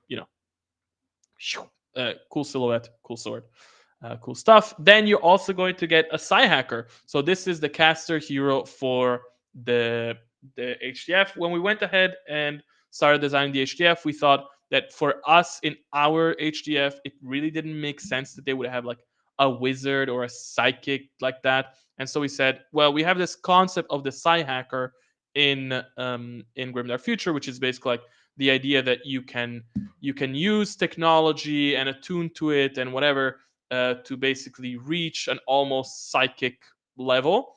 And so the Psy Hacker basically is their caster, and he has like a cool little laptop, and he's basically, well, he's hacking. Then, as their units, okay, you're gonna get the grunt robots. The grunt robots are a completely new unit in the game, in the rules. The grunt robots are basically robots with rifles, and their whole thing is when you need something that is, they're not very versatile. They just come with rifles, but when you need something that will kind of get the job done, but it's a bit expensive, then you are going to get yourself some grunt robots. The idea is that these are not replacing your mainline infantry. Your mainline infantry, it's cheaper. You can have bigger units. They have way more equipment. They have way more upgrades. They can do like a bunch of stuff. They're very versatile. And this unit also does not replace your veterans because your veterans have a better, they have better morale. The robots have the robot rule, but they kind of like fall apart. So the veterans have like a better morale. They have a better melee. The veterans again are more diverse. You can make units with a bunch of stuff and stuff like that. You can have snipers, and the veterans are like super versatile. They can upgrade with a bunch of different things. They don't replace your stormtroopers either. Your stormtroopers have their own role. They have their own upgrades. They can ambush into the thing. The robots really are, you're somewhere in between. Like you don't want to throw in like 20 um infantrymen at a problem. You want to have like one dedicated robot squad that goes somewhere and like gets the job done. Then they're there. They're reliable, they're strong, but they also have their weak points. All right, so that's your grunt robots. Then we have the sappers. The sappers is just a renaming of the what is currently called just those special weapons team, I think. And so yeah, the sappers basically are your special weapons. So it's a unit of 3, although I think we're gonna make 5 models for them. And they basically carry a bunch of heavy weapons. So they carry plasma rifles, they carry grenade launchers, they carry laser rifles, all the type of stuff. And they're cool. They have a bunch of tools and like different armor and stuff like that. We kind of imagine them as like the type of squad that might like lay mines, or like remove mines, or be a bit of a demolition squad and stuff like that. Then you're also going to get a tank. So this is the main battle tank. This is very sketchy, but you can kind of, now that you've seen the APC, you can kind of imagine the vibe. So yeah, the main battle tank for the HDF, it's a tank. It has sponson weapons. It has big cannons. It has a pintle mount. It has weapons in the front. It has weapons in the side. It can be upgraded with missiles. All the things that you know and love from a battle tank. All right, I think that's it for the HDF concepts. Now we can go over to the legendary. All right, for the legendary, now we are going to make something for the Ratman. It's been a while. It's been a minute since we did something for the Ratman. And so we are releasing a new legendary, which is the Priest on Giant Otter. Honestly, it's adorable. It's a giant otter. It comes with a cool base. Comes with lots of details. Yeah, it's just a badass big otter. And following the usual design clues from the Ratman, right? They love their buddies. Yes, they give them serum to grow oversized, but they take good care of them. It's nothing grotesque. They don't hurt them. They just make them really big, and then they give them lots of pets. All right. So, this is it for now with the main stuff. This was a long stream, but it's still not over. So now we're going to switch to the Q&A section of the stream. So what I'm going to do is I'm going to open. Hold on, something happened here. Okay. I'm going to open a tab on the side where I have the questions that have been asked before. I will answer those questions, and afterwards I will go and check out the comments, and then I will answer as many of those as I can. So I'm going to switch to the questions now. All right. So first question: are there any armies in Grimdark Future or Age of Fantasy that you can comfortably say are definitely not getting minis in the next 12 months? Whew, so many. Like in the next 12 months, you can expect, I guess, 4 armies. That's usually about how many we manage to release in a year. So we're not going to have Elven Jesters. We're not going to have any of the gangs, any of the guilds. We're not going to have so many. We are not going to have Dark Elves. We're not going to have Inquisition. We're not going to have Halflings. Like, there are too many to mention. As we mentioned before at some point, Right now, we're focusing on doing like what we call the big five for each game, which means that we are trying to do humans, elves, orcs, dwarves, and then one like big guy army for each game. And then after that, we will kind of like freestyle and see what we want to do next, and maybe have some community polls, something like that. But right now, those are our focus. So over the next, however long it takes us to do that, that's the armies you can expect. And honestly, we're getting far, right? Like for example, for sci-fi, we already made the dwarves, we already made the elves, we are doing the humans. So you can expect that somewhere up next we are going to make orcs, and we're going to make the big guy army. But again, it could be that we change our plans. So I don't know. All right. Do you plan on doing any more diorama style releases after the Deinonychus Riders? Yes, whenever it makes sense, we will make dioramas. Can you please release a version of the terrain without the spots for the bases? We currently don't have any plans for that. Sorry. It's so much. It's not just about like extra work. It's like extra support work. It's extra file size. It's extra problems. And that's just not the intention that we have for that. How do you decide what army book you release models for next? Like I just said, we're right now focusing on the big five, because we think once we have those big five, most players that are looking for something will have found it, right? The type of person that wants a human army can find one. If somebody loves orcs or elves or dwarves or whatever, then it's like, here's an army for you. It might not be exactly the army you want, right? So maybe you like elves, but we did high elves, we didn't do dark elves yet. But at least there is something for you in the games and in the models. Can you tell something about new factions coming up? When can we expect new fantasy race to be playable? Factions coming up right now. HDF it's starting to release, and then in November we're starting to release the Wood Elves. With the release of the World Book, we'll be have some content about new or only current factions. No plans for any new factions for a while. What do the future for paper minis look like for one page rules? Right now, same as we're doing now, continuously release new paper minis, post them for free on Drive-Thru RPG whenever we can. And we just keep on cruising. Are there any plans to release narrative campaigns for Quest, Star Quest revolving around previously released factions? Yes, we want to do that, but of course, our priority right now is to make them based on currently releasing factions, because we think that's like a cooler customer experience, right? Like, you support us on Patreon, you get some heroes, you get some models, and then you get a campaign related to those models, and it's like one full package. And whereas if we're releasing a campaign revolving around a previously made faction, it's like, hey, here is a book, and now go and buy separately all of this army. And we don't think it's as cool of a customer experience, but it is definitely something we're going to do in the long run. There are many models I like to buy pre-printed, but they're not currently available. Will OPR's storefront catch up to what's available eventually? Yes, it's all in the works.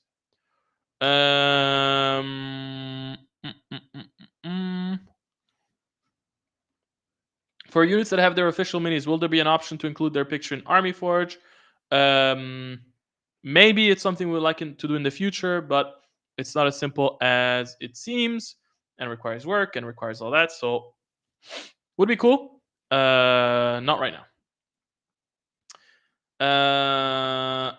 As Army Forge is now the main thing for list building, have you considered making unit size and skirmish games more flexible, like allowing to add models to single model units until they max out their full scale counterparts? No, that's not really something that I'm interested in. I want to keep the current way that skirmish works. Yeah. Since the Age of Fantasy World book has been released, any updates on the physical version of the books? Well, I spoke about this before, but we are hoping to do physical versions soon. We already have a physical version of the Grimdark Future book. We just have to see the next steps. The book just got released last week, so volunteer support program when it's ready. I remember you mentioned in the previous stream something like the big 5 factions for every system. Can you give more information about the big 5? Oh, I just gave it. So the big 5 are humans, dwarves, elves, orcs, and the big guy faction in no particular order. Hi, loving both world books at the moment. Waiting for more. How is the progress in the new or changing lore of the Protectorate, the founder, going? Any news to share? No news about that. I would expect that if we do any major lore changes and updates to the world book, it will be at least a year from now. So don't expect any lore changes anytime soon. Are you planning on releasing Kill Team equivalent STL kits? Basically, just print these models and play, complete with an army list, etc. Essentially, like a starter set. It's something that we would like to do. Again, it's one of those things that seems simple, but then it has lots of tiny complications. So maybe I don't know when. It's also one of those things that's a bit complex with OPR because with the fact that over time we update the rules, although that's slightly changing now. You make a box that says, "Hey, this has these units, and this is exactly 250 points." And then somebody buys that box 6 months later, and then there was a change, and those units are now worth something different, and suddenly that box makes no sense anymore. So, will HDF get bigger walkers? Yes. I think there is a T6. I think it's a T6, T9, T12, T18, or maybe it's a T6, two T12s, and a T18. Don't quote me on that. How are things looking with the Havoc War Clans Gangs of New Eden rework? It's out. All right. So that was all the questions. Now I'm going to scroll up a little bit and answer whatever questions are in chat. Oh my god, there's a lot of questions. Okay. Will this be a new unit or is it already in the list? This is, I assume, referring to the giant otter. I think it's going to be a new unit in the list. Is it just me or did that last HDF soldier look like a goblin slayer? Maybe it's just you. In the advanced manual, will there be something to clarify regiments when a unit has a hero with a different base size? It's in the new beginner's guide, so you can grab it there. Any Warfleet stuff? No updates on that yet. Is Gang Wars going to have an update too? So yes, Gang Wars gets updated as 3.4.0 comes out, but we're not changing anything inside. It's the same game. What about Grimdark Future Quest? Star Quest is coming out within the next couple months.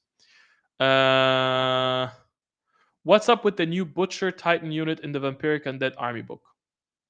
Who knows?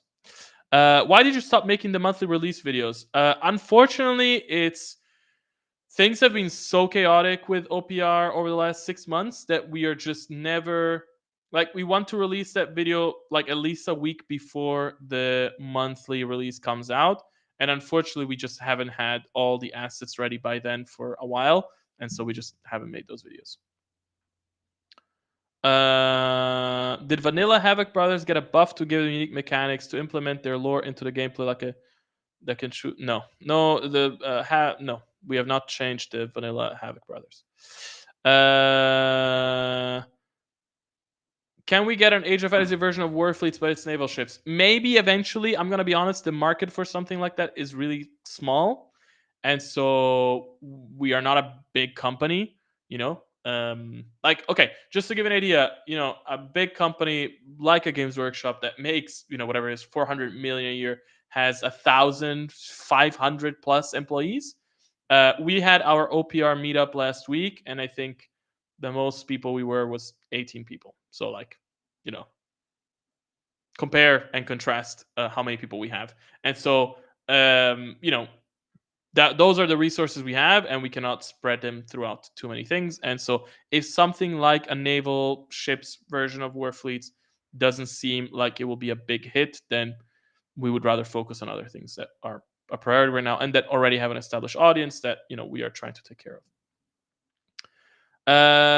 Was there / will there be a relooking at the auras? Give yourself +3 others abilities in firefight and skirmish. Our group channel thinks they are too powerful for their costs.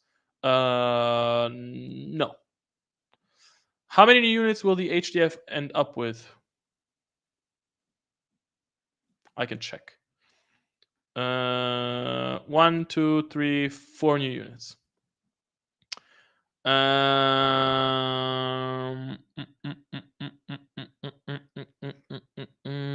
Will the rules have examples? For example, showing how blast would work in game or how spell tokens work. Whatever possible and wherever necessary, we put example text in the beginner's guide. So check out the beginner's guide. If this insane amount of updates and additions only warrants a version change from 3.3 to 3.4, how huge will 4.0 be? Any plans for 4.0? Honestly, no. For me, 4.0 would mean changing like the game, something about how the game works at its core. And right now, I don't even know what that would mean. Like, I cannot even imagine.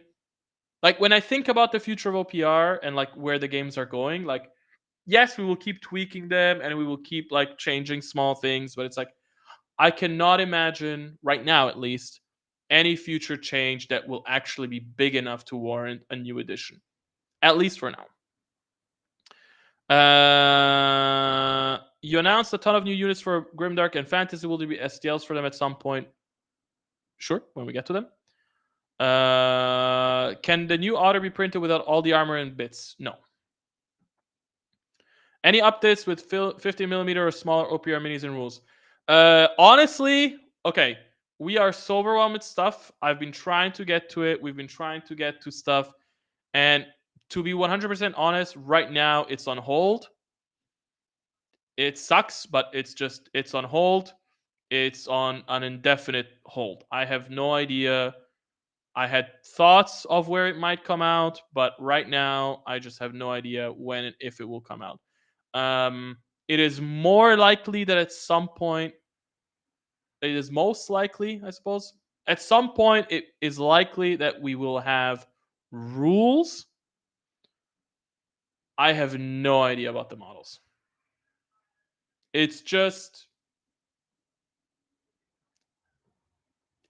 way more messy than I ever thought it would be. And we want to be able to do something and give you something that makes sense for you and that we can continuously support. And if we were to try and do it right now, from what I gather, we would not be able to do that. It would be a mess. So right now, if we release like 2 armies, it would be like, awesome, I have 2 armies. I'm ready to play. When is the next 2 armies coming out? And I'll be like, I don't know. It could be in 5 years. And I don't want to do that. I just don't want to give you a little taste of something in terms of like models or rules even, and then be like, hey, here's a little taste. You're really excited. You really enjoy it. Well, that's it. I don't know if anything is ever coming out again. I don't think that's cool. And so I don't want to do that.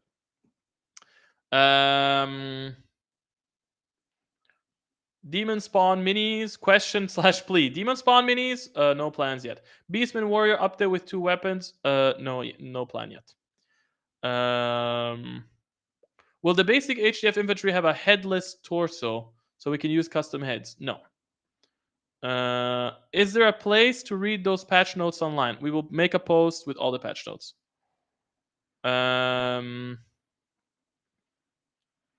What's the big 5? The big 5, I feel like I've said it 1,000 times now. The big 5 is humans, orcs, dwarves, elves, and a big guy faction in no particular order. Can we get something like bits to print separately? No plans for that yet. But actually, if you've checked our new style of terrain and terrain kits, they do come with a kit that is for basing bits. So it has lots of tiny bits for basing and to add to stuff. So those are based on those sets. So right now we just finished a forest set. Right now we're doing an urban set. So you're gonna get urban bits, and eventually when we're gonna do army terrain again, then it will be like, hey, you're gonna get bits based on that army. What is your process for creating and playtesting factions? How do you keep them balanced? Well, luckily for me, we keep everything balanced thanks to the point calculator, which basically, just calculates the costs for everything evenly. Also, by now, it's like we have almost like templates for what factions are like, for what units are like, and so on and so forth. So, as long as you don't strive too far and you do something weird, then you'll get something more or less balanced. And a lot of it is just like experience. Playing the games for 10 years, you just get a feel for like um, what is balanced. Is there a physical book for Grimdark Future Warfleets? Not yet. Blah blah blah. Warfleet stuff. No updates on that. In the advanced manual, okay, that was already asked. Okay, people are spamming their same question over and over. Please don't spam your questions. Why can't High Elf Fleet nobles get guns anymore? They should be able to get them. I will check and get that fixed after this call. How are you taking care of yourself and avoiding burnout?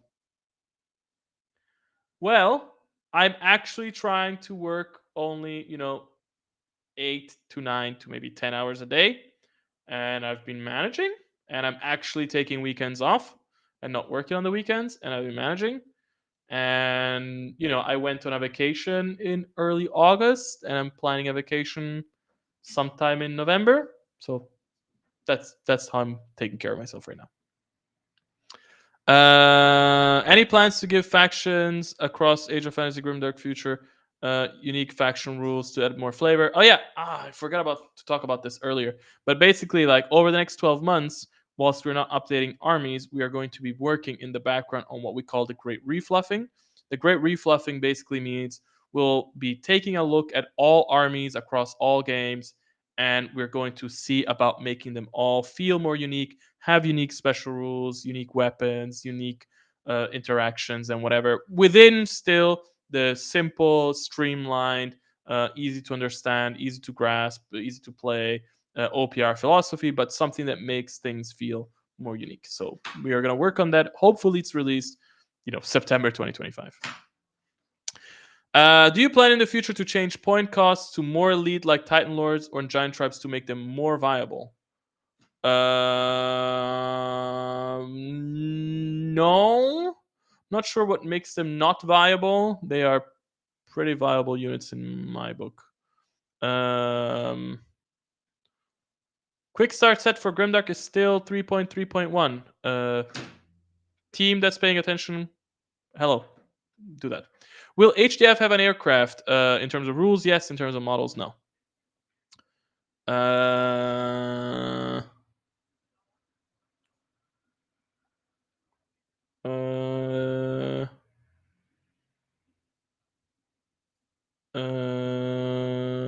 Okay.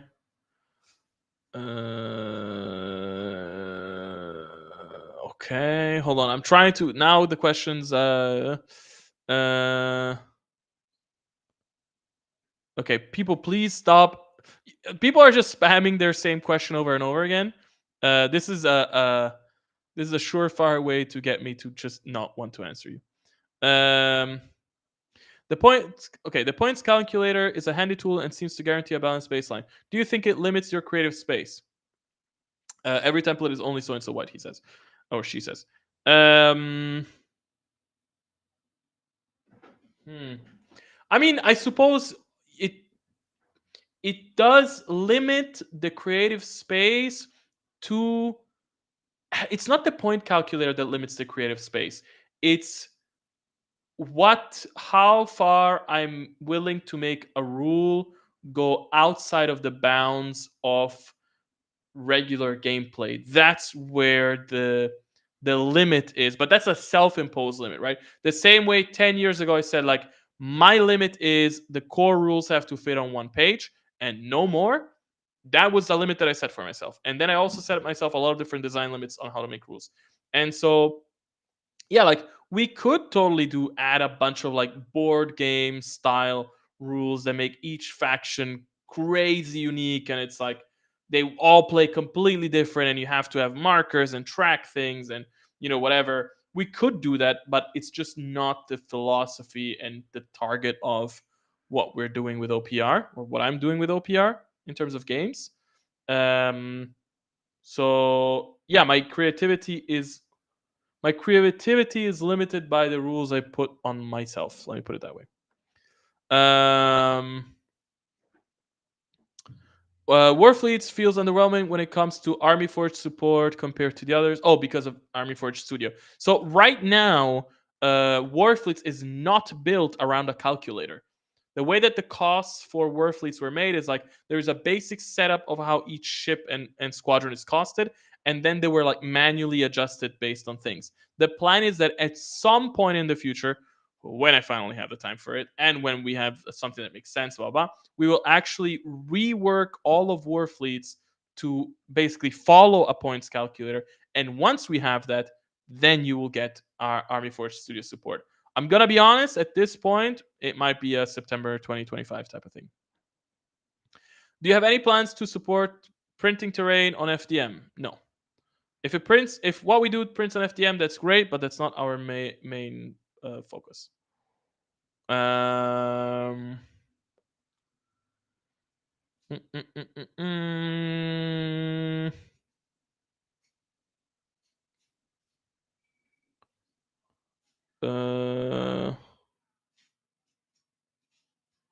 Okay. Oh my god.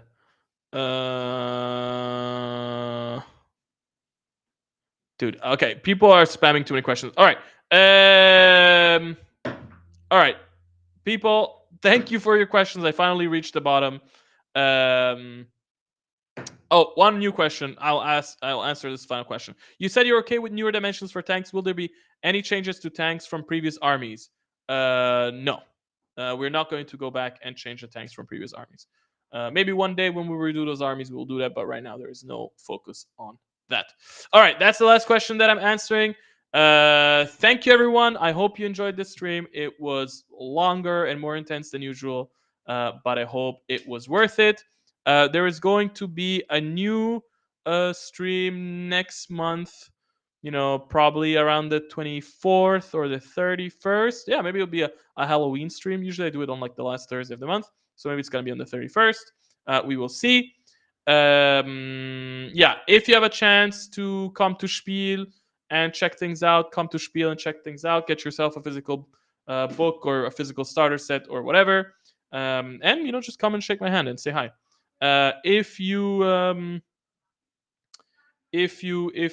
excited about Edge of the Radiance, go on My Mini Factory on our page. You can check out the Frontier section. You can do an early sign up for it. If you sign up now, you're going to get a bonus. I think you get 2 models, and I think there might be a special discount code for people that signed up before. So make sure to sign up if you're excited about Edge of the Radiance. Expect lots of new stuff from us.